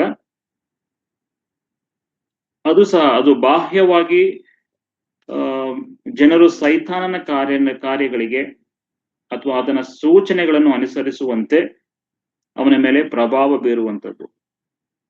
ಇದು ಎರಡನ್ನೂ ಅದು ಮಾಡುವಂತದ್ದಾಗಿದೆ. Influence means externally influencing people to follow his agenda. ಆತನ ಒಂದು ಕಾರ್ಯಗಳನ್ನು ಮಾಡಲಿಕ್ಕೆ ಸೈತಾನನು ಅವನ ಒಂದು ಕಾರ್ಯಗಳನ್ನು ಮಾಡಲಿಕ್ಕೆ ಕಾರ್ಯಸೂಚಿಗಳನ್ನು ಅನುಸರಿಸುವಂತೆ ಪ್ರಭಾವ ಒಬ್ಬ ಮನುಷ್ಯನ ಮೇಲೆ ಬೀರುತ್ತಾನೆ. ಒಂದು ಸ್ವಾಧೀನ ಪಡಿಸ್ಕೊಳ್ಳುತ್ತೆ, ಇನ್ನೊಂದು ಪ್ರಭಾವ ಬೀರುತ್ತೆ. So what does Satan do? Let us know with few examples. ಒಂದು ವೇಳೆ ವಿಶ್ವಾಸಿಗಳಲ್ಲಿ ಅಥವಾ ವಿಶ್ವಾಸಿಗಳೆಲ್ಲ ಆಗೋದಿಲ್ಲ, ಅನ್ಯರಲ್ಲಿ, ಅಂದ್ರೆ ದೆವ್ವ ಹಿಡಿದಂತ ವ್ಯಕ್ತಿಗಳಲ್ಲಿ ಆಗುವಂತ ಕಾರ್ಯಗಳು ಏನಾಗ್ತದೆ, ಏನ್ ಮಾಡ್ತಾನೆ ಆತ ಅವರ ಜೀವಿತದಲ್ಲಿ ಎಂಬುದಾಗಿ ನೋಡುವಾಗ ಮೊದಲನೇದಾಗಿ ನೋಡುವಂಥದ್ದು ಮೋಸ ಮತ್ತೆ ಸುಳ್ಳು, ಡಿಸೆಪ್ಷನ್ ಅಂಡ್ ಲೈಫ್ ಎಂಬುದಾಗಿ ನೋಡ್ತೇವೆ. ಯೋಹಾನು ಬರೆದ ಸುವಾರ್ತೆ 8ನೇ ಅಧ್ಯಾಯ 44ನೇ ವಚನದಲ್ಲಿ ನಾವು ಓದ್ತಾ ಬರುವಾಗ ಅಲ್ಲಿ ಅನೇಕ ವಿಚಾರಗಳನ್ನು ಹೇಳ್ತಾ ಸ್ವಾಮಿ ಅವನ ಅಂದ್ರೆ ಸೈತಾನನ ವಿಚಾರವಾಗಿ ಹೇಳ್ತಾ, ಅವನು ಆದಿಯಿಂದಲೂ ಕೊಲೆಗಾರನಾಗಿದ್ದು ಸತ್ಯದಲ್ಲಿ ನಿಲ್ಲಲಿಲ್ಲ, ಅವನಲ್ಲಿ ಸತ್ಯವೂ ಇಲ್ಲವೇ ಇಲ್ಲ, ಅವನು ಸುಳ್ಳಾಡುವಾಗ ಸ್ವಭಾವಾನುಸಾರವಾಗಿ ಆಡುತ್ತಾನೆ, ಅವನು ಸುಳ್ಳುಗಾರನು, ಸುಳ್ಳಿಗೆ ಮೂಲ ಪುರುಷನು ಆಗಿದ್ದಾನೆ ಎಂಬುದಾಗಿ ಸೈತಾನ ವಿಚಾರವಾಗಿ ಅಲ್ಲಿ ಓದ್ತಾ ಬರ್ತೇವೆ. ಯೋಹಾನನ ಸುವಾರ್ತೆ 8ನೇ ಅಧ್ಯಾಯ 44ನೇ ವಚನದಲ್ಲಿ ಸೈತಾನನು ವಂಚಕನು. ನಾವು ಅವಳ ವಿಷಯವಾಗಿ ನಾವು ನೋಡುವಂಥದ್ದು ಅಲ್ಲದೆ ಆಕೆಗೆ ಸುಳ್ಳು ಹೇಳಿದನು, ವಂಚಿಸಿದನು. ಆ ದಿನದಿಂದಲೂ ಈ ಒಂದು ರೋಗವು ಮಾನವನ ಒಂದು ಜನಾಂಗಕ್ಕೆ ಅದು ನುಸುಳಿ ಬಂತು ಎಂಬುದಾಗಿ ನೋಡ್ತಾರೆ. ಸುಳ್ಳು ಹೇಳುವಂಥದ್ದು, ಮೋಸ ಮಾಡುವಂಥದ್ದು ನಾವು ನೋಡ್ತೇವೆ. ಎಲ್ಲಾ ಮನುಷ್ಯರು ಒಂದು ವೇಳೆ ಮೋಸ, ವಂಚನೆ ಈ ಕೆಲಸಗಳನ್ನು ಮಾಡುತ್ತಾ ಇದ್ದಾರೆ, ಸುಳ್ಳಾಡ್ತಾನೆ ಇದ್ದಾರೆ ಇಲ್ಲಿಯೇ ಈ ದಿನದವರೆಗೂ. ಅದರಿಂದ ಸೈತಾನನು ಇತರರನ್ನು ಮೋಸಗೊಳಿಸಲು ಮತ್ತು ಸುಳ್ಳು ಹೇಳಲು ಬಹಳವಾಗಿ ಪ್ರಭಾವ ಬೀರ್ತಾನೆ ಎಂಬುದಾಗಿ ನಾವು ನೋಡ್ತಾ ಬರ್ತೇವೆ. ಎರಡನೇದಾಗಿ ಆತನು ಮಾಡುವಂತ ಕೆಲಸ ಒಂದು ಮೋಸ ಮತ್ತೆ ಸುಳ್ಳು, ಇನ್ನೊಂದು ಶೋಧನೆಯನ್ನು ತರುವಂತವನಾಗಿರ್ತಾನೆ. ಮತ್ತಾಯನ ಬರೆದ ಸುವಾರ್ತೆ 4ನೇ ಅಧ್ಯಾಯದ 11ನೇ ವಚನದಲ್ಲಿ ನಾವು ನೋಡ್ತೇವೆ, ಹಾಗೆ 4ನೇ ಅಧ್ಯಾಯದ 1ನೇ ವಚನದಲ್ಲಿ ನೋಡ್ತೇವೆ. ನಮ್ಮ ಸ್ವಾಮಿಯನ್ನು ಆತನು ಬಿಡಲಿಲ್ಲ. ಸ್ವಾಮಿ ದೀಕ್ಷಾ ಸ್ನಾನದ ನಂತರ ಆತ್ಮದ ಮೂಲಕವಾಗಿ ನಡೆಸಲ್ಪಟ್ಟು ಸೈತಾನಿಂದ ಶೋಧಿಸಲ್ಪಟ್ಟನು ಎಂಬುದಾಗಿ ನಾವು ವಾಕ್ಯ ಭಾಗದಲ್ಲಿ ನೋಡ್ತೇವೆ. ಮತ್ತಾಯನ ಸುವಾರ್ತೆ 4ನೇ ಅಧ್ಯಾಯ 11ನೇ ವಚನ, 4ನೇ ಅಧ್ಯಾಯದ 1ನೇ ವಚನದಲ್ಲಿ ಸಹ ಇದನ್ನು ನೋಡ್ತಾ ಬರ್ತೇವೆ. So the source of temptation, ಯೇಸು ಸ್ವಾಮಿಯವರು ನೀರಿನ ದೀಕ್ಷಾಸ್ನಾನ ಹೊಂದಿದ ನಂತರ ಸೈತಾನಿಂದ ಶೋಧಿಸುವುದಕ್ಕಾಗಿ ಆತ್ಮನಿಂದ ನಡೆಸಿ ಒಯ್ಯಲ್ಪಟ್ಟನು ಎಂಬುದಾಗಿ ಅಲ್ಲಿ ನೋಡ್ತಾ ಬಂದ್ವಿ. ಈ ಶೋಧನೆಗಳಿಗೆ 3 ಮೂಲಗಳಿಂದ ಬರ್ತದೆ. ಎಲ್ಲಿಂದ ಬರ್ತದೆ ಶೋಧನೆ, ಯಾವುದರಿಂದ ಬರ್ತದೆ ಶೋಧನೆ ಎಂಬುದಾಗಿ ನಾವು ನೋಡುವಾಗ 3 ಮೂಲಗಳಿಂದ ಬರ್ತದೆ ಎಂಬುದಾಗಿ ನೋಡ್ತೇವೆ. ಒಂದು ಯೋಹಾನ 2ನೇ ಅಧ್ಯಾಯ 15, 16. ಎಲ್ಲ ವಚನಗಳನ್ನು ಓದ್ಲಿಕ್ಕೆ ಸಮಯ ಇಲ್ಲ, ಹಾಗಾಗಿ ನಾನು ಬೇಗ ಹೋಗ್ತಾ ಇದ್ದೇನೆ. ಒಂದು ಯೋಹಾನ 2ನೇ ಅಧ್ಯಾಯ 15 ಮತ್ತೆ 16ನೇ ವಚನದಲ್ಲಿ ಹೀಗೆ ಓದ್ತೇವೆ: ಲೋಕವನ್ನಾಗಲಿ ಲೋಕದಲ್ಲಿರುವವನ್ನಾಗಲಿ ಪ್ರೀತಿಸಬೇಡಿರಿ. ಯಾವನಾದ್ರೂ ಲೋಕವನ್ನು ಪ್ರೀತಿಸಿದರೆ ತಂದೆಯ ಮೇಲಿನ ಪ್ರೀತಿ ಅವನಲ್ಲಿಲ್ಲ. ವಚನ 16ರಲ್ಲಿ ನೋಡ್ತೇವೆ, ಲೋಕದಲ್ಲಿರುವ ಶರೀರದ ಆಶೆ, ಕಣ್ಣಿನ ಆಶೆ, ಬದುಕುಬಾಳಿನ ಡಂಬ ಮೊದಲಾದವು ತಂದೆಯಿಂದ ಹುಟ್ಟದೆ ಲೋಕದಿಂದ ಹುಟ್ಟಿದವುಗಳಾಗಿ. So the source of temptation ಯಾವುದು ಎಂಬುದಾಗಿ ನೋಡುವಾಗ 3 ವಿಚಾರಗಳು: lust of the flesh, eyes, pride of life. ಅಂದ್ರೆ ಶರೀರದ ಆಶೆ, ಕಣ್ಣಿನ ಆಶೆ, ಬದುಕು ಬಾಳಿನ ಡಂಬ. ಇವು ನಮ್ಮನ್ನು ಶೋಧನೆಗೆ ನಡೆಸುವಂತದ್ದಾಗಿದೆ. ಅದರಿಂದ ಸೈತಾನನು ಜನರನ್ನು ಶೋಧಿಸಲು ಮತ್ತೆ ಪಾಪ ಮಾಡುವಂತೆ ಈ 3 ಮೂಲಗಳನ್ನು ಬಳಸ್ತಾನೆ. ಇದರ್ we will fail in lust of the flesh, ಶರೀರದ ಆಶೆಗಳಿಂದ ನಾವು ಬಿದ್ದು ಹೋಗ್ತೇವೆ, ಇಲ್ಲ ಕಣ್ಣಿನ ಆಶೆನಿಂದ ಬಿದ್ದು ಹೋಗ್ತೇವೆ, ಅಥವಾ ಬದುಕು ಬಾಳಿಂದ ಪ್ರೈಡ್ ಇದರಿಂದ ಬಿದ್ದು ಹೋಗ್ತೇವೆ. ಸೊ ಈ 3 ವಿಚಾರಗಳಲ್ಲಿ ಬಹಳ ಎಚ್ಚರಿಕೆಯಾಗಿರ್ಬೇಕು. ಶೋಧನೆ ನಮಗೆ ಬರುವಂತದ್ದು ಈ 3 ಸಂಗತಿಗಳಿಂದ ಎಂಬುದಾಗಿ ಆತನು ಉಪಯೋಗಿಸುವಂತಹ ಆಯುಧಗಳು ಇವು ಎಂಬುದಾಗಿ ನೋಡ್ತಾ ಬರ್ತೇವೆ. ಮೂರನೇದಾಗಿ ಆರೋಪಣೆ, ಅಕ್ವಿಸಿಷನ್ ಮಾಡ್ತಾನೆ, ಆರೋಪಗಳನ್ನು ಮಾಡ್ತಾನೆ. ಪ್ರಕಟಣೆ ಗ್ರಂಥ 12ನೇ ಅಧ್ಯಾಯ 10ನೇ ವಚನದಲ್ಲಿ ನಾವು ವಿಚಾರವಾಗಿ ನೋಡ್ತಾ ಬರ್ತೇವೆ. ಆರೋಪಗಳನ್ನು ಮಾಡುವಂತವನಾಗಿರ್ತಾನೆ, ದೂರುಗಳನ್ನು ಹೇಳ್ತಾನೆ, ಸಹೋದರರ ಮೇಲೆ ದೇವರ ಮುಂದೆ ದೂರು ಹೇಳುವಂತವನಾಗಿರ್ತಾನೆ ಇವನು. ಆತನು ನೀತಿವಂತರಾಗಿ ಜೀವಿಸುವಂತ ಜನರು ಅವನಿಗೆ ಇಷ್ಟ ಇಲ್ಲ. ಸೊ ಹಾಗಾಗಿ ಆ ಜನರನ್ನು ಇಷ್ಟಪಡೋದಿಲ್ಲ, ನೀತಿವಂತರಾಗಿ ಜೀವಿಸುವಂತ ಜನರನ್ನು ಇಷ್ಟಪಡೋದಿಲ್ಲ. ಅವನು ನೀತಿವಂತರನ್ನು ವಿರೋಧಿಸ್ತಾನೆ. ಯೋಬನ ವಿಷಯದಲ್ಲೂ ಹಾಗೆ ಮಾಡಿದ್ದವನು. ದೇವರ ಸನ್ನಿಧಿಗೆ ಹೋಗಿ ಯೋಬನ ಮೇಲೆ ಆರೋಪ ಹೊರಿಸ್ತಾನೆ. ಈ ಭೂಮಿಯ ಮೇಲೆ ವಾಸಿಸುವ ಪ್ರತಿಯೊಬ್ಬರಿಗೂ ಅವನು ಹಾಗೆ ಮಾಡ್ತಾನೆ. ಜನರ ನೀತಿವಂತ ಜೀವಿತವನ್ನು ನಡೆಸದಂತೆ ಅವನು ನಿರುತ್ಸಾಹಗೊಳಿಸ್ತಾನೆ. ಇದು ಮೂರನೇದಾಗಿ ಅಕ್ವಿಸಿಷನ್. ಮೊದಲನೇದಾಗಿ ಮೋಸ ಮತ್ತೆ ಸುಳ್ಳು ಜೀವಿತದಲ್ಲಿ ತರ್ತಾನೆ, ಶೋಧನೆಗೆ ಒಳಪಡಿಸುವಂತ ಕಾರ್ಯ. 3 ವಿಚಾರಗಳನ್ನು ನೋಡಿದ್ವಿ: ಶರೀರದ ಆಶೆ, ಕಣ್ಣಿನ ಆಶೆ, ಬದುಕು ಬಾಳಿನ ಡಂಬ. ಮತ್ತೆ ಆರೋಪಗಳನ್ನು ಮಾಡ್ತಾನೆ ಸ್ವಾಮಿಯ ಮುಂದೆ. ಸೊ ನೀತಿವಂತರನ್ನು ಅನೇಕ ವಿಧದಲ್ಲಿ ಬೆಳೆಸಲಿಕ್ಕೆ ಅವನು ಪ್ರಯತ್ನ ಮಾಡ್ತಾನೆ, ನಿರುತ್ಸಾಹಗೊಳಿಸ್ತಾನೆ. 4ನೇದಾಗಿ ನಾಶ ಮತ್ತು ಕುಗ್ಗಿಸುವಿಕೆ, ಡಿಸ್ಟ್ರಕ್ಷನ್ ಅಂಡ್ ಆಪರೇಷನ್ ಎಂಬುದಾಗಿ ನೋಡ್ತೇವೆ. ನಾಶ ಮಾಡ್ತಾನೆ, ಕುಗ್ಗಿಸ್ತಾನೆ. ಯಾವ ರೀತಿಯಲ್ಲಿ ಆತನು ನಾಶ ಮಾಡ್ತಾನೆ, ಯಾವ ರೀತಿಯಲ್ಲಿ ಕುಗ್ಗಿಸ್ಲಿಕ್ಕೆ ಆತನು ಹೋಗ್ತಾನೆ ಎಂಬುದಾಗಿ ನೋಡುವಾಗ, ಥ್ರೂ ಸಫರಿಂಗ್ಸ್, ದುಃಖಗಳ ಮೂಲಕವಾಗಿ. ಸೈತಾನನು ಯೋಬನ ಜೀವಿತದಲ್ಲಿ ಹಾಗೆ ಮಾಡಿದ. ಅನೇಕ ದುಃಖಗಳನ್ನು, ಯಾತನೆಗಳ ಮೂಲಕವಾಗಿ ಆತನು ಒಪ್ರೆಸ್ ಮಾಡ್ತಾನೆ, ಆತನು ಬಹಳ ಕುಗ್ಗಿಸ್ತಾನೆ. ಈ ರೀತಿಯಾದಂತಹ ಕಷ್ಟಗಳನ್ನು ದಬ್ಬಾಳಿಕೆ ಮಾಡ್ತಾನೆ. ರೋಗಗಳ ಮೂಲಕವಾಗಿ, ಸಾವುಗಳ ಮೂಲಕವಾಗಿ, ಬೇರ್ಪಡಿಸುವಿಕೆ ಮೂಲಕವಾಗಿ, ದೇವರಿಂದ ಬೇರ್ಪಡಿಸುವಿಕೆಯ ಮೂಲಕವಾಗಿ ನಾಶ ಮಾಡ್ತಾನೆ, ದಬ್ಬಾಳಿಕೆ ಮಾಡ್ತಾನೆ, ಕುಗ್ಗಿಸ್ತಾನೆ. ಸೊ ಈ ರೀತಿಯಾದಂತಹ ಕಾರ್ಯಗಳನ್ನು ಆತನು ಮಾಡುವಂತವನಾಗಿದ್ದಾನೆ. ಮುಂದೆ ಇನ್ಫ್ಲೂಯೆನ್ಸಿಂಗ್ ವರ್ಲ್ಡ್ಲಿ ಪವರ್ಸ್, ಲೋಕದ ಶಕ್ತಿಗಳ ಮೇಲೆ ಪ್ರಭಾವ ಬೀರ್ತಾನೆ. ಸೊ ಎಫೆಸದವರ ಪತ್ರಿಕೆ 2ನೇ ಅಧ್ಯಾಯ 2ನೇ ವಚನದಲ್ಲಿ, ನೀವು ಪೂರ್ವದಲ್ಲಿ ಅಪರಾಧಿಗಳನ್ನು, ಪಾಪಗಳನ್ನು ಮಾಡುವರಾಗಿದ್ದು ಇಹಲೋಕದಾಚಾರಾನುಸಾರವಾಗಿ ನಡೆದುಕೊಂಡಿರಿ. ವಾಯುಮಂಡಲದಲ್ಲಿ ಅಧಿಕಾರಿ ನಡೆಸುವ ಅಧಿಕಾರಿಗೆ ಅಧಿಪತಿ ಎಂದರೆ ನಂಬಲೊಲ್ಲದವರನ್ನು ಅವಿಧೇಯತೆಗೆ ಈಗ ಪ್ರೇರೇಪಿಸುವ ಆತ್ಮಕ್ಕೆ ಅನುಸಾರವಾಗಿ ನಡೆದುಕೊಂಡಿರಿ ಎಂಬುದಾಗಿ. ಸೊ ವಾಯುಮಂಡಲದ ಅಧಿಪತಿ ಅವನು. ಈ ಲೋಕದ ಶಕ್ತಿಗಳನ್ನು ಆತನ ಪ್ರಭಾವಕ್ಕೆ ತಕ್ಕಂತೆ ಆತನ ಪ್ರಭಾವಗೊಳಿಸ್ತಾ, ಆತನಿಗೆ ಬೇಕಾದ ಮಾರ್ಗದಲ್ಲಿ ಅದನ್ನೇ ಮಾಡ್ತಾ ಇರೋದು. ಈಗ ಇರುವಂತಹ ಪ್ರಪಂಚದ ದೊಡ್ಡ ದೊಡ್ಡ ಶಕ್ತಿಗಳನ್ನು ತನ್ನ ವಿಚಾರಗಳಿಗೆ, ತನ್ನ ಕಾರ್ಯಗಳಿಗಾಗಿ ಪ್ರೇರೇಪಿಸಿ ಉಪಯೋಗಿಸ್ಕೊಳ್ತಾ ಇರುವುದನ್ನು ಈ ದಿನಗಳಲ್ಲಿ ಸಹ ನಾವು ನೋಡ್ತಾ ಬರ್ತೇವೆ. 2 ಕೊರಿಂಥ 4:4 ಇದನ್ನು ಓದ್ತೇವೆ. ಇವರಲ್ಲಿ ದೇವರು ಪ್ರತಿರೂಪವಾಗಿರುವ ಕ್ರಿಸ್ತನ ಪ್ರಭಾವವನ್ನು ತೋರಿಸುವ ಸುವಾರ್ತೆಯು ಪ್ರಕಾಶವು ಉದಯವಾಗಬಾರದೆಂದು ಈ ಪ್ರಪಂಚದ ದೇವರು ನಂಬಿಕೆ ಇಲ್ಲದವರ ಮನಸ್ಸನ್ನು ಮಂಕು ಮಾಡ್ತಾನೆ. ಸೊ ಅನ್ಬಿಲೀವರ್ಸ್ ಅಲ್ಲಿ ಇದನ್ನೇ ತರದವನು. ಇವೆಲ್ಲ ವಿಚಾರಗಳನ್ನು ತಂದು ದೇವರನ್ನು ನಂಬದ ಹಾಗೆ, ರಕ್ಷಿಸಲ್ಪಡದ ಹಾಗೆ, ಒಂದು ವೇಳೆ ರಕ್ಷಿಸಲ್ಪಟ್ಟವರನ್ನು ಮಾರ್ಗನ ತಪ್ಪಿಸುವ ಹಾಗೆ, ಇವೆಲ್ಲ ಶೋಧನೆಗಳನ್ನ, ಈ ಎಲ್ಲ ಇನ್ಫ್ಲೂಯೆನ್ಸಿಂಗ್ ವರ್ಲ್ಡ್ ಪವರ್ಸ್, ಆತನ ಉದ್ದೇಶವನ್ನು ಸಾಧಿಸಲಿಕ್ಕೆ ಅಧಿಕಾರದಲ್ಲಿರುವಂತಹ ಜನರಿಗೆ ಮೇಲೆ ಅನೇಕ ಪ್ರಭಾವವನ್ನು ಬೀರ್ತಾನೆ ಅವನು. ಜನರು ಸೈತಾನಿನಿಂದ, ಅಂದ್ರೆ ನಾವುಗಳು ಸಹ ಸೈತಾನಿಂದ ಪ್ರಭಾವಿತರಾಗಿ ಅವನನ್ನು ಸಂತೋಷ ಪಡಿಸ್ತೀವಿ ಅನೇಕ ವಿಚಾರಗಳಲ್ಲಿ. ಅವನ ಅಧಿಕಾರದಲ್ಲಿ ಅನೇಕ ಜನರಿದ್ದಾರೆ ಈ ದಿನಗಳಲ್ಲಿಯೂ ಸಹ. ಅವನು ತನ್ನ ಉದ್ದೇಶವನ್ನು ಸಾಧಿಸಲಿಕ್ಕೆ ಅವನು ಬಳಸ್ತಾನೆ. ಸೊ ಈ ಇನ್ಫ್ಲೂಯೆನ್ಸ್ ವರ್ಲ್ಡ್ಸ್ ಪವರ್, ಲೋಕದ ಶಕ್ತಿಗಳ ಮೇಲೆ ಪ್ರಭಾವ ಬೀರ್ತಾನೆ ಅವನು. ಸುವಾರ್ತೆಗೆ ಅಡ್ಡಿ ಉಂಟು ಮಾಡ್ತಾನೆ, ಹಿಂಡರಿಂಗ್ ದ ಗಾಸ್ಪಲ್, ಅಂದರೆ ಸುವಾರ್ತೆಯನ್ನು ಕೇಳದ ಹಾಗೆ ಜನರನ್ನು ತಡೆಯುತ್ತಾನೆ.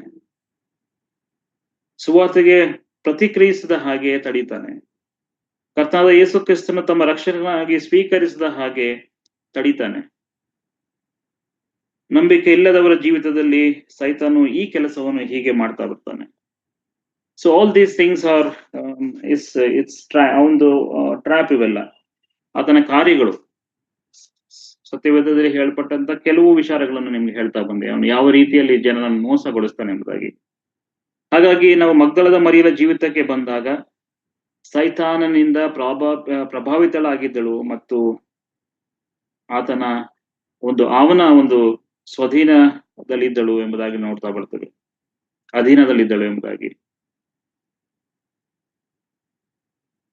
ಆಕೆ ಬಲಹೀನತೆಯಲ್ಲಿ ಮತ್ತು ಕಾಯಿಲೆಗಳಲ್ಲಿ ವಾಸಿಸುತ್ತಿದ್ದಳು ಎಂಬುದಾಗಿ ನೋಡ್ತೇವೆ. ಹಾಗಾಗಿ ಆಕೆ ರೋಗದಲ್ಲಿ, ಅನಾರೋಗ್ಯದಲ್ಲಿ ವಾಸಿಸುತ್ತಿದ್ದಳು, ರೋಗದಲ್ಲಿ ಇದ್ದಳು ಎಂಬುದಾಗಿ ನೋಡ್ತೇವೆ. ಈಕೆ ಮಾತ್ರವಲ್ಲದೆ ನಾವು ಹೊಸ ಒಡಂಬಡಿಕೆಯಲ್ಲಿ ಬರುವಾಗ ಸುವಾರ್ತೆಗಳಲ್ಲಿ ಅನೇಕ ಜನರು ದೆವ್ವ ಹಿಡಿದು ತಮ್ಮ ಜೀವಿತಗಳನ್ನು ನಾಶಪಡಿಸಿಕೊಂಡಂತ ಅನೇಕ ಉದಾಹರಣೆಗಳನ್ನು ನೋಡ್ತೇವೆ. ಗದರೇಸಿನ ಒಂದು ಮನುಷ್ಯನನ್ನು ನೋಡುವಾಗ ಗದರೆ ಸೀಮೆಯಲ್ಲಿ ಆತನು ದೆವ್ವ ಹಿಡಿದವನ್ನು ನೋಡ್ತೇವೆ. ದಂಡು ಎಂಬಂತ ಅನೇಕ ದೆವ್ವಗಳು ಮನೆ ಮಾಡ್ಕೊಂಡಿದ್ದನ್ನು ನೋಡ್ತೇವೆ. ಹೀಗೆ ಅನೇಕ ಜೀವನವನ್ನು ಹಾಳು ಮಾಡ್ತಾ ಬರುವಂತ ಇವನು ಮಗ್ದಲ ಮರಿಯ ಜೀವಿತವೂ ಸಹ ಇವನ ಮೂಲಕವಾಗಿ ಆಕೆಯ ಜೀವಿತದಲ್ಲಿ ಸಂತೋಷ ಇರಲಿಲ್ಲ. ಯಾಕಂದ್ರೆ ದೆವ್ವ ಈಕೆಯನ್ನು ಹಿಡಿದಿತ್ತು. ಭೌತಿಕವಾಗಿ ಬಹಳವಾಗಿ ಬಳಲಿದ್ದಳು. ಆಕೆಯ ಜೀವಿತ ಆಕೆಯ ನಿಯಂತ್ರಣದಲ್ಲಿ ಇರಲಿಲ್ಲ ಎಂಬುದಾಗಿ ನಾವು ಆಕೆ ವಿಚಾರವಾಗಿ ಕಲಿತಾ ಬರ್ತೇವೆ. ಸೊ ಇದು ಆಕೆಯ ಪರಿಚಯ ಹಿನ್ನೆಲೆ. ಸೊ ಆಕೆ ರಕ್ಷಣೆ ಹೇಗೆ ಬಂತು ಎಂಬುದಾಗಿ ನೋಡೋಣ. ಲೂಕನ ಬರೆದ ಸುವಾರ್ತೆ ಮುಂದಿನ ಭಾಗ, ಎರಡನೆಯ ಒಂದು ಔಟ್ಲೈನ್, ಮರಿಯಳ ರಕ್ಷಣೆ. ಲೂಕನ ಬರೆದ ಸುವಾರ್ತೆ 2ನೇ ಅಧ್ಯಾಯ 8ನೇ ಅಧ್ಯಾಯ 2 ಮತ್ತು 3 ವಚನಗಳಲ್ಲಿ ಹೀಗೆ ಓದ್ತೇವೆ. ದೆವ್ವಗಳು ಕಾಟದಿಂದಲೂ ರೋಗದಿಂದಲೂ ಗುಣ ಹೊಂದಿದ ಕೆಲವು ಹೆಂಗಸರು ಇದ್ದರು. ಈ ಹೆಂಗಸರು ಯಾರೆಂದರೆ 7 ದೆವ್ವಗಳು ಬಿಟ್ಟು ಹೋಗಿದ್ದ ಮಗ್ದಳೆಂಬ ಮರಿಯಳು, ಮಗ್ದಲದವಳಾದ ಮರಿಯಳು, ಆಮೇಲೆ ಹಾಗೆ ಮುಂದೆ ಅನೇಕ ಸ್ತ್ರೀಯರನ್ನು ನೋಡ್ತೇವೆ. ಸೊ ಇಲ್ಲಿ ಸ್ತ್ರೀಯರ ಗುಂಪು ಜೊತೆ ಮಗ್ದಲದ ಮರಿಯಳು ಸಹ ಇರುವುದನ್ನು ನೋಡ್ತೇವೆ. 7 ದೆವ್ವಗಳು ಬಿಟ್ಟು ಹೋಗಿವೆ ಈಗಾಗ್ಲೇ. ಇಲ್ಲಿ ನಾವು ಮರಿಯಳ ಜೀವಿತವನ್ನು ನೋಡ್ತೇವೆ. ರೂಪಾಂತರಗೊಂಡಂತ ಮಹಿಳೆಯ ಒಂದು ಈಕೆಯ ಜೀವಿತವನ್ನು ಇಲ್ಲಿ ನೋಡ್ತಾ ಬರ್ತೇವೆ. ಸ್ವಾಮಿಯನ್ನು ಭೇಟಿ ಮಾಡಿದಂತ ಈ ವ್ಯಕ್ತಿಯ ಜೀವಿತದಲ್ಲಿ ರೂಪಾಂತರ ನೋಡ್ತೇವೆ. ಯೇಸು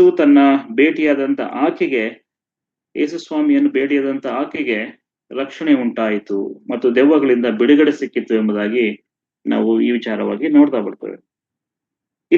ಇಲ್ಲಿ ಪಾಪಿಯು ರಕ್ಷಕನನ್ನು ಭೇಟಿಯಾಗುವುದನ್ನು ಮತ್ತು ರಕ್ಷಕನು ಪಾಪಿಯನ್ನು ರಕ್ಷಿಸುವುದನ್ನು ಇಲ್ಲಿ ನೋಡ್ತೇವೆ. ಸೊ ಒಬ್ಬ ಪಾಪಿಯು ರಕ್ಷಕನನ್ನು ಭೇಟಿಯಾದ ಮನೆಗೆ ಬಂದು ಆತನನ್ನು ಭೇಟಿಯಾಗುವಾಗ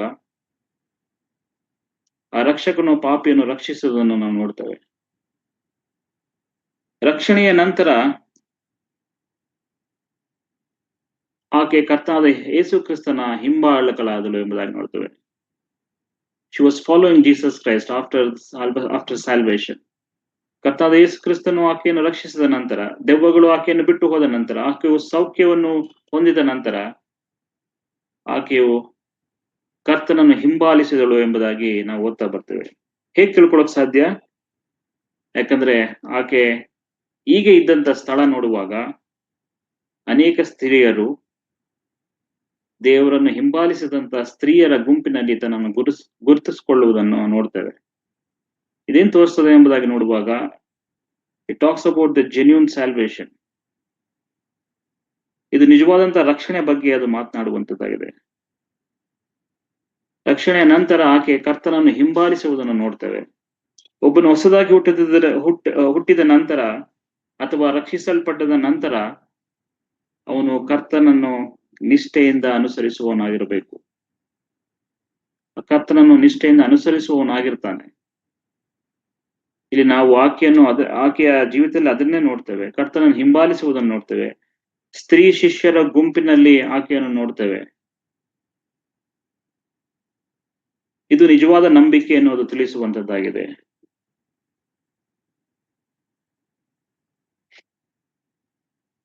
ಮರಿಯಳು ಯೇಸುವನ್ನು ಭೇಟಿಯಾಗುವಾಗ ಯೇಸುವಿನ ಗುಣಪಡಿಸುವ ಒಂದು ಸ್ಪರ್ಶ ಮತ್ತು ಯೇಸುವಿನ ಭರವಸೆಯ ಮಾತುಗಳು ಆಕೆಗೆ ನಿತ್ಯ ಶಾಂತಿಯನ್ನು, ನಿತ್ಯ ಜೀವವನ್ನು, ಆನಂದವನ್ನು ಮತ್ತು ಸಂತೋಷವನ್ನು ಆಕೆಯ ಜೀವಿತದಲ್ಲಿ ತಂದಿತ್ತು ಎಂಬುದಾಗಿ ನಾವು ನೋಡ್ತಾ ಬರ್ತೇವೆ.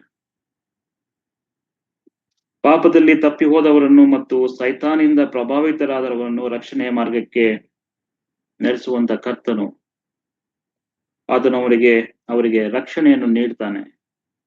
ದೇವರು ಮಗ್ದಲದ ಮರಿಯಳಿಗೆ ರಕ್ಷಣೆಯನ್ನು ಕೊಟ್ಟನು ಎಂಬುದಾಗಿ ನೋಡ್ತೇವೆ. ಸೊ ಇದು ಆಕೆಯ ಒಂದು ರಕ್ಷಣೆ, ಸ್ಯಾಲ್ವೇಷನ್. ಮೂರನೇದಾಗಿ ಮರಿಯಳ ಸೇವೆ, ಆಕೆಯ ಸೇವೆ ನೋಡ್ತೇವೆ. ಅದೇ ಲೂಕನು ಬರೆದ ಸುವಾರ್ತೆ 8ನೇ ಅಧ್ಯಾಯದ ಮುಂದುವರೆದಂತ ಭಾಗ 3ನೇ ವಚನದಲ್ಲಿ ನೋಡುವ ಹಾಗೆ, ರಕ್ಷಣೆಯ ನಂತರ ಆಕೆ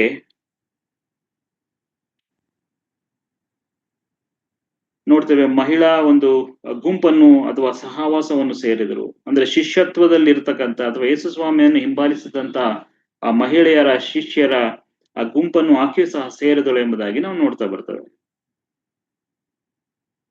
ಅಷ್ಟು ಮಾತ್ರವಲ್ಲದೆ ಇವರು ತಮ್ಮ ಆಸ್ತಿಯಿಂದ ಆತನಿಗೆ ಕೊಟ್ಟು ಉಪಚಾರ ಮಾಡುತ್ತಿದ್ದರು ಎಂಬುದಾಗಿ ಸಹ ದೇವರ ವಾಕ್ಯದಲ್ಲಿ ನಾವು ನೋಡ್ತಾ ಬರ್ತೇವೆ. ಮೂರನೇ ವಚನದಲ್ಲಿ 8ನೇ ಅಧ್ಯಾಯ 3. ಯಾವ ವಿಷಯಕ್ಕಾಗಿ ಈ ಶಿಷ್ಯರು ಗುಂಪಾಗಿ ಸೇರುತ್ತಿದ್ದರು? ಫಾರ್ ಕಾಂಟ್ರಿಬ್ಯೂಟಿಂಗ್, ಕೊಡುವುದಕ್ಕೋಸ್ಕರವಾಗಿ ಈ ಗುಂಪು ಸೇರ್ತಾ ಬರ್ತಿದ್ರು ಯಾವಾಗ್ಲೂ. For what they were contributing, ಯಾವುದಕ್ಕೋಸ್ಕರ ಇವರು ಕಾಂಟ್ರಿಬ್ಯೂಟ್ ಮಾಡ್ತಾ ಇದ್ರು, ಯಾವುದಕ್ಕೋಸ್ಕರವಾಗಿ ಇವರು ಕೊಡ್ತಾ ಬರ್ತಾ ಇದ್ರು ಎಂಬುದಾಗಿ ನಾವು ನೋಡುವಾಗ, ಲೂಕನು ಬರೆದ ಸುವಾರ್ತೆ 9ನೇ ಅಧ್ಯಾಯದ 58ನೇ ವಚನದಲ್ಲಿ ನಾವು ಹೀಗೆ ಓದ್ತಾ ಬರ್ತೇವೆ.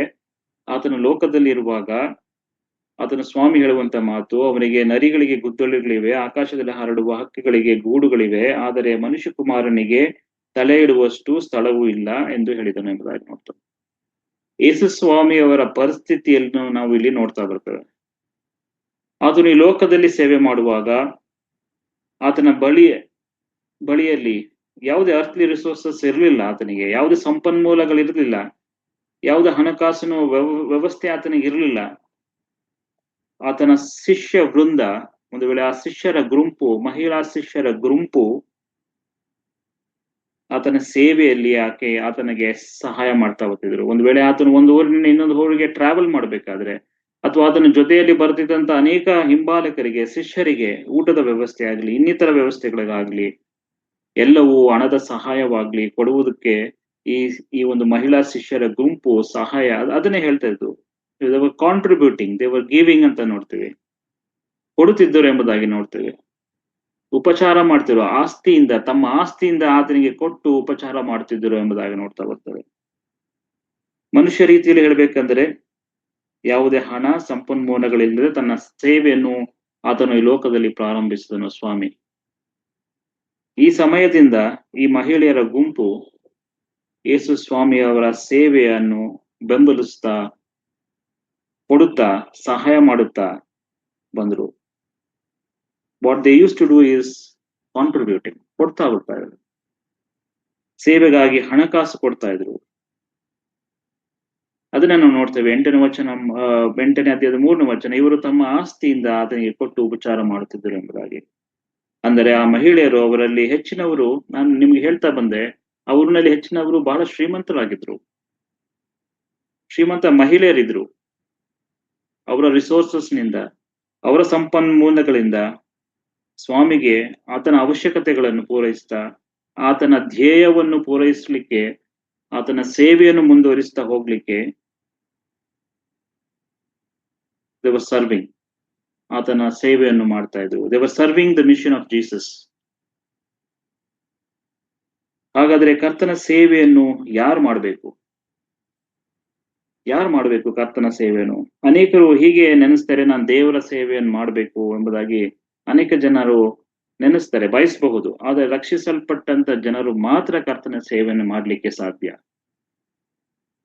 ಮರಿಯಳು ರಕ್ಷಣೆಯ ನಂತರ, ದೆವ್ವಗಳಿಂದ ಬಿಡುಗಡೆ ಹೊಂದಿದ ನಂತರ, ಆಕೆ ಮಹಿಳಾ ಶಿಷ್ಯರ ಸಹವಾಸದಲ್ಲಿ ತನ್ನನ್ನು ಕಂಡುಕೊಂಡಳು ಎಂಬುದಾಗಿ ನೋಡ್ತೇವೆ. ಮತ್ತು ಆಕೆಯು ಕೂಡ ದೇವರ ರಾಜ್ಯಕ್ಕೆ ಕೊಡುಗೆ ನೀಡಿದಳು ಎಂಬುದಾಗಿ ಸಹ ನಾವು ನೋಡ್ತೇವೆ. That means giving and contributing, ಕೊಡುವುದು ಮತ್ತೆ ಕೊಡುಗೆ ನೀಡುವುದು. ಸೊ ನಮ್ಮ ರಕ್ಷಣೆ ನಂತರ ನಾವು ಸಹ ಕೊಡುವ ಹಂಗಿನಲ್ಲಿದ್ದೇವೆ. ಕೊಡುವುದು ಎಂಬುದಾಗಿ ಹೇಳುವಾಗ ಬಹಳಷ್ಟು ಸಾಲಿ ನಾವು ಏನನ್ಕೋತೇವೆ, ಹಣ ಕೊಡುವುದು ಮಾತ್ರ ಕೊಡುವುದು ಎಂಬುದಾಗಿ ಹೇಳ್ತೇವೆ. ಇಲ್ಲ, ನಾನು ನಿಮಗೂ ಬಹಳ ಹಿಂದೆನೂ ಅನೇಕ ಸಾರಿ ನಿಮ್ಗೆ ಹೇಳಿದ್ದೇನೆ, we need to remember 3 T's, 3 T, letter T: your time, your talent and your treasure. ನಿಮ್ಮ ಸಮಯ, ನಿಮಗೆ ಕೊಟ್ಟಿರುವಂತ ವರಗಳು, ಮತ್ತೆ ನಿಮ್ಮ ಸಂಪತ್ತು. You can give, you have to give. ಇಲ್ಲಿ ನಾವು ಆಕೆಯ ಜೀವಿತದಲ್ಲಿ ಬದಲಾವಣೆಯನ್ನು ನೋಡ್ತೇವೆ. ಮೊದಲು ಸೈತಾನ ಮತ್ತೆ ಅವನ ಉದ್ದೇಶಗಳಿಗಾಗಿ ಆಕೆ ಜೀವಿತ ಮಾಡ್ತಿದ್ ನೋಡಿದ್ವಿ. ಆಕೆಯ ಹಿಂದಿನ ಜೀವಿತ ನೋಡುವಾಗ, ಆಕೆಯ ಪರಿಚಯ ನೋಡುವಾಗ, she was identifying herself in with nominals. ಒಂದು ವೇಳೆ ಅನ್ಯರ ಜೊತೆ ಆಕೆ ಗುರುತಿಸ್ಕೊಂಡಿದ್ಲು, ಅನ್ಯರ ಜೊತೆಯ ಮಧ್ಯದಲ್ಲಿ ಜೀವಿತ ಮಾಡ್ತಿದ್ಲು, ಅನ್ಯರ ಜೀವಿತವನ್ನು ಶೈಲಿಯನ್ನು ಅನುಸರಿಸ್ತಾ ಇದ್ಲು. ರಕ್ಷಣೆಯ ನಂತರ ಆಕೆ ಇದ್ದಂತ ಗುಂಪು ಯಾವುದು ಎಂಬುದಾಗಿ ನೀವು ನೋಡುವುದಾದರೆ, ಯೇಸು ಸ್ವಾಮಿಯನ್ನು ಹಿಂಬಾಲಿಸಿದಂತ ಶಿಷ್ಯರ ಗುಂಪಿನಲ್ಲಿ ಆಕೆ ಕಾಣಿಸ್ಕೊಂಡದನ್ನು ನೋಡ್ತೇವೆ, ಅಲ್ಲೇ ಇದ್ದುದನ್ನು ನೋಡ್ತೇವೆ. ಬಿಡುಗಡೆಯ ನಂತರ, ದೆವ್ವಗಳು ಆಕೆಯಿಂದ ಬಿಟ್ಟು ಹೋದ ನಂತರ ಆಕೆ ಮಹಿಳೆಯ ಶಿಷ್ಯರ ಸಂಗಡ ಇರುವುದನ್ನು ನೋಡ್ತೇವೆ. ಇದು ನಮಗೇನು ಕಲಿಸ್ತದೆ? What does it teaches us? Separation and sanctified life, ಪ್ರತ್ಯೇಕತೆ ಮತ್ತು ಪವಿತ್ರ ಜೀವಿತ, ಪರಿಶುದ್ಧದ ಜೀವಿತವನ್ನು ಅಭ್ಯಾಸ ಮಾಡಬೇಕು. whoever is saved, ನೀವು ರಕ್ಷಿಸಲ್ಪಟ್ಟ ನಂತರ ನಿಮ್ಮ ಮುಂದಿನ ಜೀವಿತದ ಒಂದು ಮಾರ್ಗ ಏನೆಂಬುದಾಗಿ ನೋಡುವಾಗ ಒಂದು ಪ್ರತ್ಯೇಕಿತದ ಜೀವಿತ ಮತ್ತೆ ನಿಮ್ಮ ಪವಿತ್ರವಾದಂತ ಪರಿಶುದ್ಧವಾದಂತ ಜೀವಿತ ನಿಮ್ಮದಾಗಿರ್ಬೇಕೆಂಬುದಾಗಿ. ರಕ್ಷಣೆಯ ನಂತರ ಆಗಿ ಅನ್ಯ ಜನರ ಜೊತೆ ಗುರುತಿಸಿಕೊಳ್ಳಿಲ್ಲ, ಬದಲಾಗಿ ರಕ್ಷಕನ ಹಿಂಬಾಲಿಸಿದಂತ ಮಹಿಳೆಯರ ಒಂದು ಸಹವಾಸದಲ್ಲಿ ತನ್ನನ್ನು ಕಂಡುಕೊಂಡಳು ಪ್ರತ್ಯೇಕ ಒಂದು ಜೀವಿತವನ್ನ ಇಲ್ಲಿ ನೋಡ್ತೇವೆ. ನಿಮ್ಗೆ ಹೇಳಿದೆ, ಯೆಹೂದ್ಯರಲ್ಲದ ಜೀವಿತರ ಜನರ ಮಧ್ಯೆ ಜೀವಿಸಿದಂತಹ ಹೆಂಗಸರು ಈಕೆ. ಅವರ ಸಂಸ್ಕೃತಿ, ಅವರ ಜೀವನ ಶೈಲಿ ಅನುಸರಿಸುತ್ತಿದ್ದಳು. ಈಗ ರಕ್ಷಣೆಯ ನಂತರ ದೇವಜನರ ಸಂಗಡ, ರಕ್ಷಣೆಯ ನಂತರ ದೇವರ ಸೇವೆಯನ್ನು ಮಾಡ್ಲಿಕ್ಕೆ, ದೇವರ ಉದ್ದೇಶಗಳನ್ನು ನೆರವೇರಿಸಲಿಕ್ಕೆ, ಯೇಸು ಕ್ರಿಸ್ತನ ದೇಹವನ್ನು ಬೆಂಬಲಿಸಲಿಕ್ಕೆ ತನ್ನ ಜೀವಿತವನ್ನು ಮುಡುಪಾಗಿಟ್ಟಿದ್ದಳು ಎಂಬುದಾಗಿ ಆಕೆ ಜೀವಿತದಲ್ಲಿ ನಾವು ನೋಡ್ತಾ ಬರ್ತೇವೆ. So what is my service to the Lord after salvation? What is my contribution to the kingdom of God? Or what is my contribution to the church?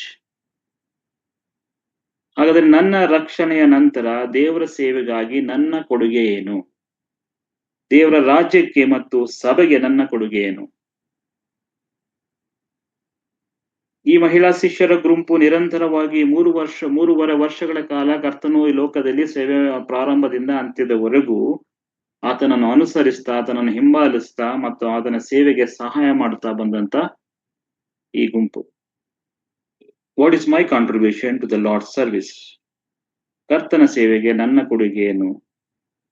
ನಾವು ರಕ್ಷಿಸಲ್ಪಟ್ಟಿದ್ದೇ ಆದರೆ ಕತ್ತಲೆಯ ಜೀವಿತದಿಂದ ಹೊರಬಂದಂತ ಅನುಭವ, ನಿಜವಾದಂತ ರಕ್ಷಣೆ ಅನುಭವ ನಮಗಿದ್ದೇ ಆದರೆ, ಎಫೆಸ 2:1 ನೋಡ್ತೇವೆ, ಆತನು ಅಪರಾಧಗಳು ಮತ್ತು ಪಾಪಗಳ ದೆಸೆಯಿಂದ ಸತ್ತವರಾಗಿದ್ದ ನಮ್ಮನ್ನು ಸಹ ಬದುಕಿಸಿದನೆಂಬುದಾಗಿ.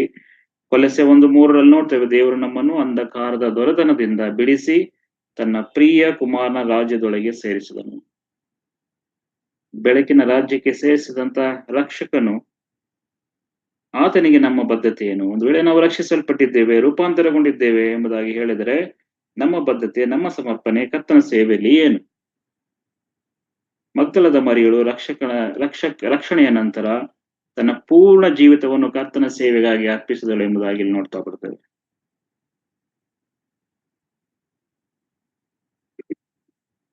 ಮುಂದುವರಿತಾನೆ 4ನೇ ಅಂಶ, ಕೊನೆಯದಾಗಿ ಮೇರಿ ಸ್ಯಾಕ್ರಿಫೈಸ್, ಮರಿಯಳ ತ್ಯಾಗ. ಒಂದು ವೇಳೆ ಆಕೆಯ ಮರಿಯಳ ಒಂದು ಸಮರ್ಪಿತ ಜೀವಿತವನ್ನು ನೋಡಿದ್ವಿ ಇಲ್ಲಿವರೆಗೂ. ರಕ್ಷಿಸಲ್ಪಟ್ಟಂತ ಮಹಿಳೆ, ದೇವರನ್ನು ಹಿಂಬಾಲಿಸುತ್ತಾ ಬರುವಂತ ಮಹಿಳೆ,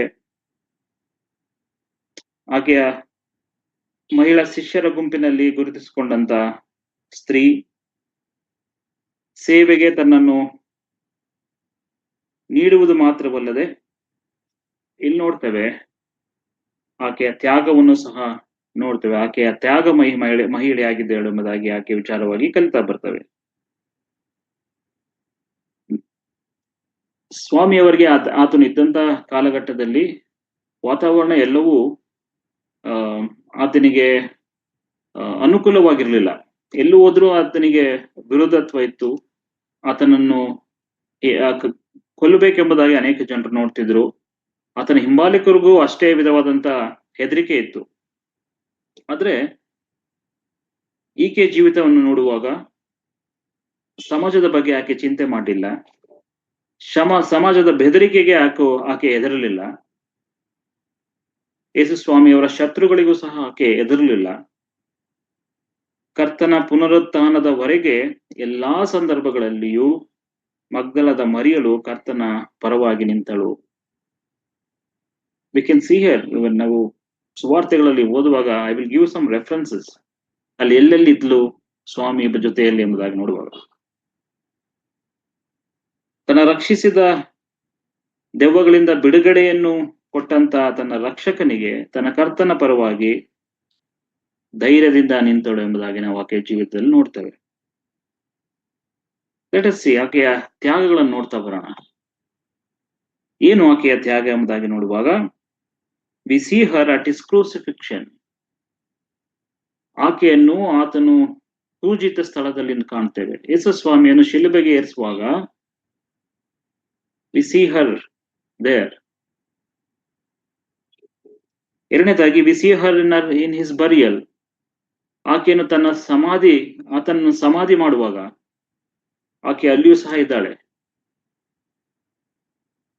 ಆಕೆಯನ್ನು ಆತನ ಪುನರುತ್ಥಾನದಲ್ಲಿ, ಯೇಸುಸ್ವಾಮಿ ಪುನರುತ್ಥಾನಗೊಂಡಾಗ ಸಹ ಆಕೆ ಇಲ್ಲದನ್ನು ನಾವು ನೋಡ್ತೇವೆ. ಸಮಾಧಿ ಬಳಿ ಆ ದಿನ, ವಾರದ ಮೊದಲನೇ ದಿನದಲ್ಲಿ, ಸ್ವಾಮಿ ಸತ್ತು 3ನೇ ದಿನದಲ್ಲಿ ಬೆಳಗ್ಗೆ ಓಡಿ ಹೋಗಿ ನೋಡಿ, ಕಲ್ಲು ಉರುಳಿದ್ದನ್ನು ನೋಡಿದಂತ ಸಮಾಧಿ ಬಳಿ ಓಡಿ ಹೋಗಿ ನೋಡಿದಂತ ಮಹಿಳೆ ಈಕೆ. ಆತನ ಸಮಾಧಿ ಬಳಿಯಲ್ಲಿ ಆಕೆಯನ್ನು ನಾವು ಕಾಣ್ತೇವೆ. ಸೊ ಎಂತ ತ್ಯಾಗ ಇದು! ಇದ್ರಲ್ಲಿ ಏನ್ ಅರ್ಥ ಮಾಡ್ಕೋಬಹುದು? ಹಾಗೆ ಆತನ ಕ್ರೂಜಿಯ ಸ್ಥಳದಲ್ಲಿ ಕಾಣ್ತೇವೆ ಎಂಬುದಾಗಿ ಹೇಳುವಾಗ, ಮತ್ತಾಯನ ಸುವಾರ್ತೆ 27ನೇ ಅಧ್ಯಾಯ 55 ಮತ್ತು 56ನೇ ವಚನದಿಂದ ನಾವು ಇದು ಬರೆಯಲ್ಪಟ್ಟಿದೆ. ಇದರಲ್ಲಿ ಮಗ್ದಲದ ಮರಿಯಳು, ಯಾಕೋಬನ ಯೋಸೆಫನ ತಾಯಿಯರ ಮರಿಯಳು, ಜೆಬುದಾಯನ ಮಕ್ಕಳು ತಾಯಿಯರು ಇದ್ದರು ಎಂಬುದಾಗಿ ಬರ್ತವೆ. ಇವರು ಗಲಿಲಾಯದಿಂದ ಅನೇಕರ ಜೊತೆ ಇವರು ಸಹ ಅಲ್ಲಿದ್ರು ಎಂಬುದಾಗಿ ನೋಡ್ತೇವೆ. ಯೇಸು ಸ್ವಾಮಿಯವರು ಶಿಲುಬೆಗೆ ಸೇರಿಸುವ ಸಮಯದಲ್ಲಿ ನಾವು ಆಕೆಯನ್ನು ನೋಡ್ತೇವೆ. ಈ ಸಂದರ್ಭದಲ್ಲಿ ಆತನು ಈಗಾಗಲೇ ಶಿಷ್ಯರು ಆತನಿಗಿದ್ರು. ಆತನ ಶಿಷ್ಯರನ್ನು ನೋಡ್ತೀವ ಆ ಸ್ಥಳದಲ್ಲಿ ನಾವು ಅಲ್ಲಿ ನೋಡ್ತೇವೆ. ಆತನ ಶಿಷ್ಯರು ಆತನನ್ನು ತೊರೆದರು. ಅನೇಕರು ಈ ಸಮಯದಲ್ಲಿ ಚದುರಿ ಹೋಗಿದ್ದಾರೆ, ಭಯಪಟ್ಟರು, ಓಡಿ ಹೋಗಿದ್ದಾರೆ. ನಮಗೇನ್ ಆಗ್ತದೋ, ನಮ್ಮನ್ನು ಹಿಡಿದು ಜೈಲಿಗೆ ಹಾಕ್ತಾರೋ, ನಮ್ಮನ್ನು ನಾವು ಕೊಲ್ಲಲ್ಪಡ್ತೇವೋ, ಇವರಲ್ಲಿ ಹೆದರ್ಕೊಂಡು ಓಡೋಗಿದ್ದಾರೆ. ಯಾರೂ ಇಲ್ಲ. ಕೇವಲ ಸ್ವಲ್ಪ ಇದ್ದಂತ ಜನರ ಗುಂಪಿನಲ್ಲಿ ಕ್ರೂಜೆಯ ಸಮಯದಲ್ಲಿಯೂ ಸಹ ಒಬ್ಬ ಮಹಿಳೆಯನ್ನು ನೋಡುವುದಾದರೆ ಆಕೆ ಹೆಸರು ಮಗ್ದಲದ ಮರಿಯಳು. ಅವರು ಜನಸಮೂಹಕ್ಕೆ ಹೆದರುತ್ತಿರ್ಲಿಲ್ಲ, ಧಾರ್ಮಿಕ ನಾಯಕರಿಗೆ ಹೆದರ್ಲಿಲ್ಲ. ಒಂದು ವೇಳೆ ಧಾರ್ಮಿಕ ನಾಯಕರು ಅವಳನ್ನು ಹಿಡಿದು ಸಾಯಿಸಬಹುದಿತ್ತು. ರೋಮನ್ ಅಧಿಕಾರಿಗಳಿಗೂ ಆಕೆ ಹೆದರಲಿಲ್ಲ. ಇಂಥ ಸಮಯದಲ್ಲೂ ನಾವು ಒಂದು ಸ್ತ್ರೀಯರ ಗುಂಪನ್ನು ನೋಡ್ತೇವೆ. ಇಲ್ಲಿ ಧೈರ್ಯವಾಗಿ ಕರ್ತನ ಪರ ನಿಂತಿರುವುದನ್ನು ನೋಡ್ತೇವೆ. ಆ ಗುಂಪಿನಲ್ಲಿ ಮಗ್ದಲದ ಮರಿಯಳು ಸಹ ಇದ್ದಳು. ಯಾವುದಕ್ಕೂ ಹೆದರದೆ, ಜೀವನದ ಭಯ ಬಿಟ್ಟು ತನ್ನ ಕರ್ತನ ಶಿಲುಬೆಗೆ ಏರುವಾಗ ಆಕೆ ತ್ಯಾಗವನ್ನು ಅಲ್ಲಿ ನೋಡುವಂತವರಾಗಿದ್ದೇವೆ ನಾವು. ನಂತರ ಆಕೆ ಆತನ ಸಮಾಧಿ ಮಾಡುವಾಗ ಮಾರ್ಕನ ಸುವಾರ್ತೆ 15ನೇ ಅಧ್ಯಾಯ 46 ಮತ್ತು 47ನೇ ವಚನದಲ್ಲಿ ನಾವು ನೋಡ್ತೇವೆ. ಯೋಸೇಫನು ನಾರುಮಡಿಯನ್ನು ಕೊಂಡುಕೊಂಡು ಆತನನ್ನು ಇಳಿಸಿ ನಾರುಮಡಿಯಲ್ಲಿ ಸುತ್ತಿ ಬಂಡೆಯಲ್ಲಿ ತೋಡಿದ್ದ ಸಮಾಧಿಯಲ್ಲಿಟ್ಟು ಸಮಾಧಿ ಬಾಗಿಲಿಗೆ ಕಲ್ಲನ್ನು ಉರುಳಿಸುತ್ತಾನೆ ಎಂಬುದಾಗಿ ನೋಡ್ತೇವೆ. ಈವನ್ ಇನ್ ದಟ್ ಪಾಯಿಂಟ್, ಆ ಸಮಯದಲ್ಲಿಯೂ ಸಹ ಮಗ್ದಲದ ಮರಿಯಳು, ಇದರಲ್ಲಿ ಇನ್ನೊಂದು ಪಾಯಿಂಟ್ ಇದೆ. ಮಗ್ದಲದ ಮರಿಯಳು ಯೋಸೇಫನಿಗೆ ನಾರುಮಡಿಯನ್ನು ಸುತ್ತಲಿಕ್ಕೆ ಸಹಾಯ ಮಾಡಿದಳು ಎಂಬುದಾಗಿಯೂ ಹೇಳಲ್ಪಟ್ಟಿದೆ ಆಕೆ ವಿಚಾರವಾಗಿ. She helped in his burial. ನಾರುಮಡಿ ಸುತ್ತುವುದರಲ್ಲಿ ಯೋಸೇಫನಿಗೆ ಸಹಾಯ ಮಾಡಿದಳು. ಆತನು ದೇಹವನ್ನು ಸಮಾಧಿ ಮಾಡ್ಲಿಕ್ಕೆ ಯಾವುದೇ ಶಿಷ್ಯರನ್ನು ನೀವು ಅಲ್ಲಿ ಕಾಣೋದಿಲ್ಲ. ಅಲ್ಲಿದ್ದಂತೆ ಇಬ್ರು ವ್ಯಕ್ತಿಗಳು ಆತನ ಶಿಷ್ಯರಲ್ಲ. ನಿಕೋದೇಮನನ್ನು ನೋಡ್ತೇವೆ, ಯೋಸೆಫನನ್ನು ನೋಡ್ತೇವೆ, ಅರಿಮತ್ತಾಯನ್ನು ನೋಡ್ತೇವೆ. ಇವರ್ಯಾರು ಆತನ ಶಿಷ್ಯರಾಗಿರ್ಲಿಲ್ಲ. ಆದ್ರೆ ಈಕೆಯನ್ನು ನಾವು ಅಲ್ಲಿ ನೋಡ್ತೇವೆ. ಆತನನ್ನು ಹೂಳಿಡುವಾಗಲೂ ಸಹ ಆಕೆಯು ಅಲ್ಲಿದ್ದಳು ಎಂಬುದಾಗಿ ನೋಡ್ತೇವೆ. ಆಕೆ ಜನರಿಗೆ ಹೆದರಲಿಲ್ಲ. ತನ್ನ ಪಾಪದ ಬಂಧನದಿಂದ ರಕ್ಷಿಸಿದ ತನ್ನ ಕರ್ತನಿಗೆ ಯಾವುದೇ ಸಂದರ್ಭವನ್ನು ಆಕೆಯ ಜೀವಿತದಲ್ಲಿ ಎದುರಿಸಲಿಕ್ಕೆ ಆಕೆಗಳು ಸಿದ್ಧಳಾಗಿದ್ದಳು ಎಂಬುದಾಗಿ ಆಕೆ ಜೀವಿತದಿಂದ ನಾವು ನೋಡ್ತಾ ಬರ್ತೇವೆ. ಸೊ 3ನೇದಾಗಿ ಆಕೆ ಆತನ ಪುನರುತ್ಥಾನದಲ್ಲಿ ನೋಡ್ತೇವೆ. We see her at his reservation.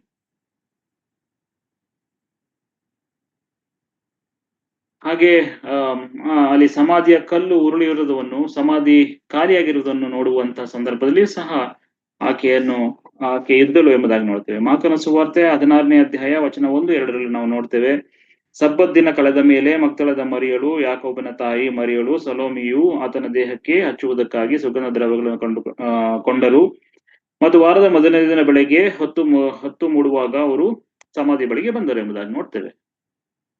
ಯೋಹಾನನು ಬರೆದ ಸುವಾರ್ತೆ 20ನೇ ಅಧ್ಯಾಯ ವಚನ 1, 2, ವಚನ 17, 18ರಲ್ಲಿಯೂ ಸಹ ನಾವು ಇದನ್ನು ನೋಡ್ತೇವೆ. ವಾರದ ಮೊದಲನೇ ದಿನದಲ್ಲಿ ಮಗ್ದಲದ ಮರಿಯಳು ಮುಂಜಾನೆ ಇನ್ನೂ ಕತ್ತಲೆ ಇರುವಾಗಲೇ ಸಮಾಧಿ ಬಳಿಗೆ ಬಂದು ಸಮಾಧಿಯ ಕಲ್ಲು ಅಲ್ಲಿಂದ ತೆರೆದಿರುವುದನ್ನು ಕಂಡು ಆಕೆ ಸಿಮೋನ ಪೇತ್ರನ ಬಳಿಗೂ ಯೇಸುವಿನ ಪ್ರಿಯನಾಗಿದ್ದ ಆ ಮತ್ತೊಬ್ಬ ಶಿಷ್ಯನ ಬಳಿಗೂ ಓಡಿ ಬಂದು ಅವರಿಗೆ ಸ್ವಾಮಿಯನ್ನು ಸಮಾಧಿಯಿಂದ ತೆಗೆದುಕೊಂಡು ಹೋಗಿ ಅವನು ಎಲ್ಲಿಟ್ಟಿದ್ದಾರೋ ನಮಗೆ ಗೊತ್ತಿಲ್ಲವೆಂದು ಹೇಳಿದಳು ಎಂಬುದಾಗಿ ನೋಡ್ತೇವೆ.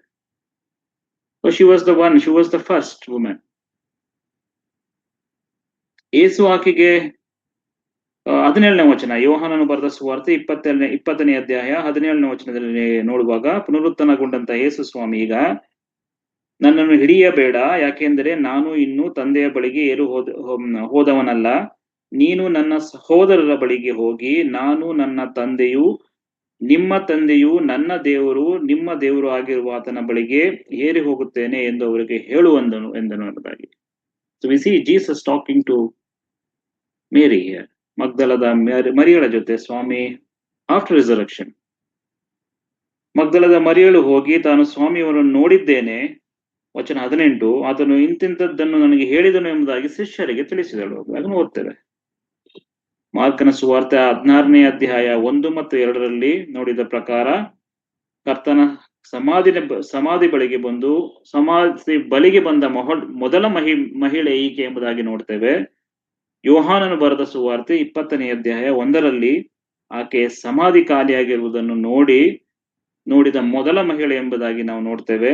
20ನೇ ಅಧ್ಯಾಯದ 17ನೇ ವಚನ ಮತ್ತು 18ರಲ್ಲಿ ಪುನರುತ್ಥಾನಗೊಂಡಂತ ಕರ್ತನನ್ನು ಮಾತನಾಡಿದಂತ ಆ ವಿಚಾರವನ್ನು ಶಿಷ್ಯರಿಗೆ ಹೇಳಿದಂತ ಮೊದಲ ಮಹಿಳೆ ಈಕೆ ಎಂಬುದಾಗಿ ಆಕೆ ವಿಚಾರವಾಗಿ ನೋಡ್ತೇವೆ. ಸೊ ಇದೆಲ್ಲವೂ ಮುಗಿದಿದೆ.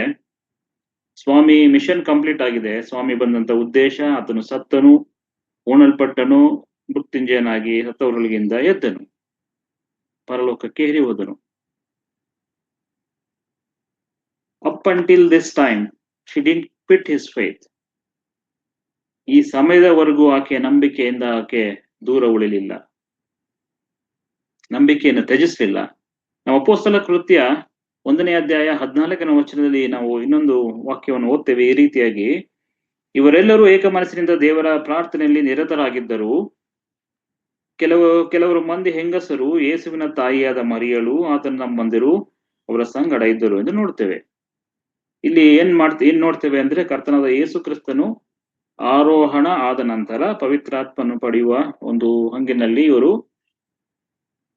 ಪ್ರಾರ್ಥನೆಯಲ್ಲಿ ನಿರತರಾಗಿದ್ರು ಎಂಬುದಾಗಿ ಕೂಡಿ ಬಂದಿದ್ರು ಎಂಬುದಾಗಿ ಅಪೊಸ್ತಲ ಕೃತ್ಯ 1ನೇ ಅಧ್ಯಾಯ 14ರ ವಚನದಲ್ಲಿ ನಾವು ಓದ್ತಾ, ಕೆಲವು ಮಂದಿ ಹೆಂಗಸರುಗಳು ಎಂಬುದಾಗಿ ನಾವಲ್ಲಿ ಓದ್ತಾ ಬರ್ತೇವೆ. ಅನೇಕ ವಿದ್ವಾಂಸಕರ ಪ್ರಕಾರ ಈ ಗುಂಪಿನಲ್ಲಿಯೂ ಸಹ ಮಗ್ದಲದ ಮರಿಯಳು ಕೂಡ ಇದ್ದಳು ಎಂಬುದಾಗಿ, ಆಕೆ ಹೆಸರು ಇಲ್ಲಿ ಉಲ್ಲೇಖವಾಗಿಲ್ಲ ಎಂಬುದಾಗಿ ಹೇಳ್ತಾರೆ. ಆದ್ದರಿಂದ ಆಕೆಯ ಜೀವಿತದ ಪರಿಸ್ಥಿತಿ ಏನೇ ಇರಲಿ, ಆಕೆಯ ಜೀವಿತ ಕರ್ತನ ಹಿಂಬಾಲಿಸಲಿಕ್ಕೆ, ಅನುಸರಿಸಲಿಕ್ಕೆ ಅದು ಸಮರ್ಪಿತವಾಗಿತ್ತು ಎಂಬುದಾಗಿ ಆಕೆಯ ಜೀವಿತದಿಂದ ನಾವು ಕಲಿಯಬಹುದು. ಅದನ್ನು ನೋಡ್ತೇವೆ. ಓದಿದಂತೆ ಎಲ್ಲಾ ವಿಚಾರಗಳನ್ನು ನೋಡುವಾಗ ಆತನು ಪ್ರೀತಿ ಮಾಡಿದಂತ ತನ್ನ ಶಿಷ್ಯರ ಆತನ ಜೊತೆಯಲ್ಲಿಲ್ಲ, ಹೆದರಿ ಚದರಿ ಹೋಗಿದ್ದಾರೆ. ಆತನು ಪೂಜಿಸಲ್ಪಡುವಾಗ ಜೊತೆಯಲ್ಲಿದ್ದಂತ ವ್ಯಕ್ತಿ, ಸಮಾಧಿ ಮಾಡುವಾಗ ಇದ್ದಂತ ವ್ಯಕ್ತಿ, ಪುನರುತ್ಥಾನದಲ್ಲಿ ಇದ್ದಂತ ವ್ಯಕ್ತಿ, ಸಮಾಧಿ ತೆರೆಯುವುದಿರುವುದನ್ನು, ಖಾಲಿಯಾಗಿರುವುದನ್ನು ತನ್ನ ಶಿಷ್ಯರಿಗೆ ಹೇಳಿದಂತ ಎಲ್ಲಾ ಸಂದರ್ಭದಲ್ಲಿಯೂ ಈಕೆಯನ್ನು ನಾವು ನೋಡುವಂತವರಾಗಿದ್ದಾರೆ. ಯಾಕೆ ಎಂಬುದಾಗಿ ನೋಡುವಾಗ, because the good things the saviour has done in her life. ಆಕೆಯ ಜೀವಿತದಲ್ಲಿ ಸರ್ವಶಕ್ತನಾದಂತ ರಕ್ಷಕನು ಆಕೆಯ ಜೀವಿತದಲ್ಲಿ ತಂದಂತ ರಕ್ಷಣೆ, ಆ ದೆವ್ವಗಳಿಂದ ಬಿಡುಗಡೆ, ಒಂದು ವೇಳೆ the life of gratitude she lived. No matter what, ನನ್ನ ಜೀವಿತದಲ್ಲಿ ಏನಾದ್ರೂ ಸರಿ, ನಾನು ಆತನನ್ನು ಹಿಂಬಾಲಿಸ್ತೇನೆ. ಇದು ಆಕೆಯ ತ್ಯಾಗ. ಆಕೆಯ ತ್ಯಾಗ ಬಗ್ಗೆ ಇದು ತಿಳಿಸುವಂತದ್ದಾಗಿದೆ. ಹಾಗಾದ್ರೆ ನನ್ನ ರಕ್ಷಕನ ಬಗ್ಗೆ ನನ್ನ ಕೃತಜ್ಞತೆ ಏನು? ನಾವೆಲ್ಲ ರಕ್ಷಿಸಲ್ಪಟ್ಟಿದ್ದೇವೆ ಅಂದ್ ಹೇಳ್ತೇವೆ. ಹಾಗೆ ಹೇಳುವಾಗ ವಾಟ್ ಈಸ್ ಅವರ್ ಗ್ರಾಟಿಟ್ಯೂಡ್?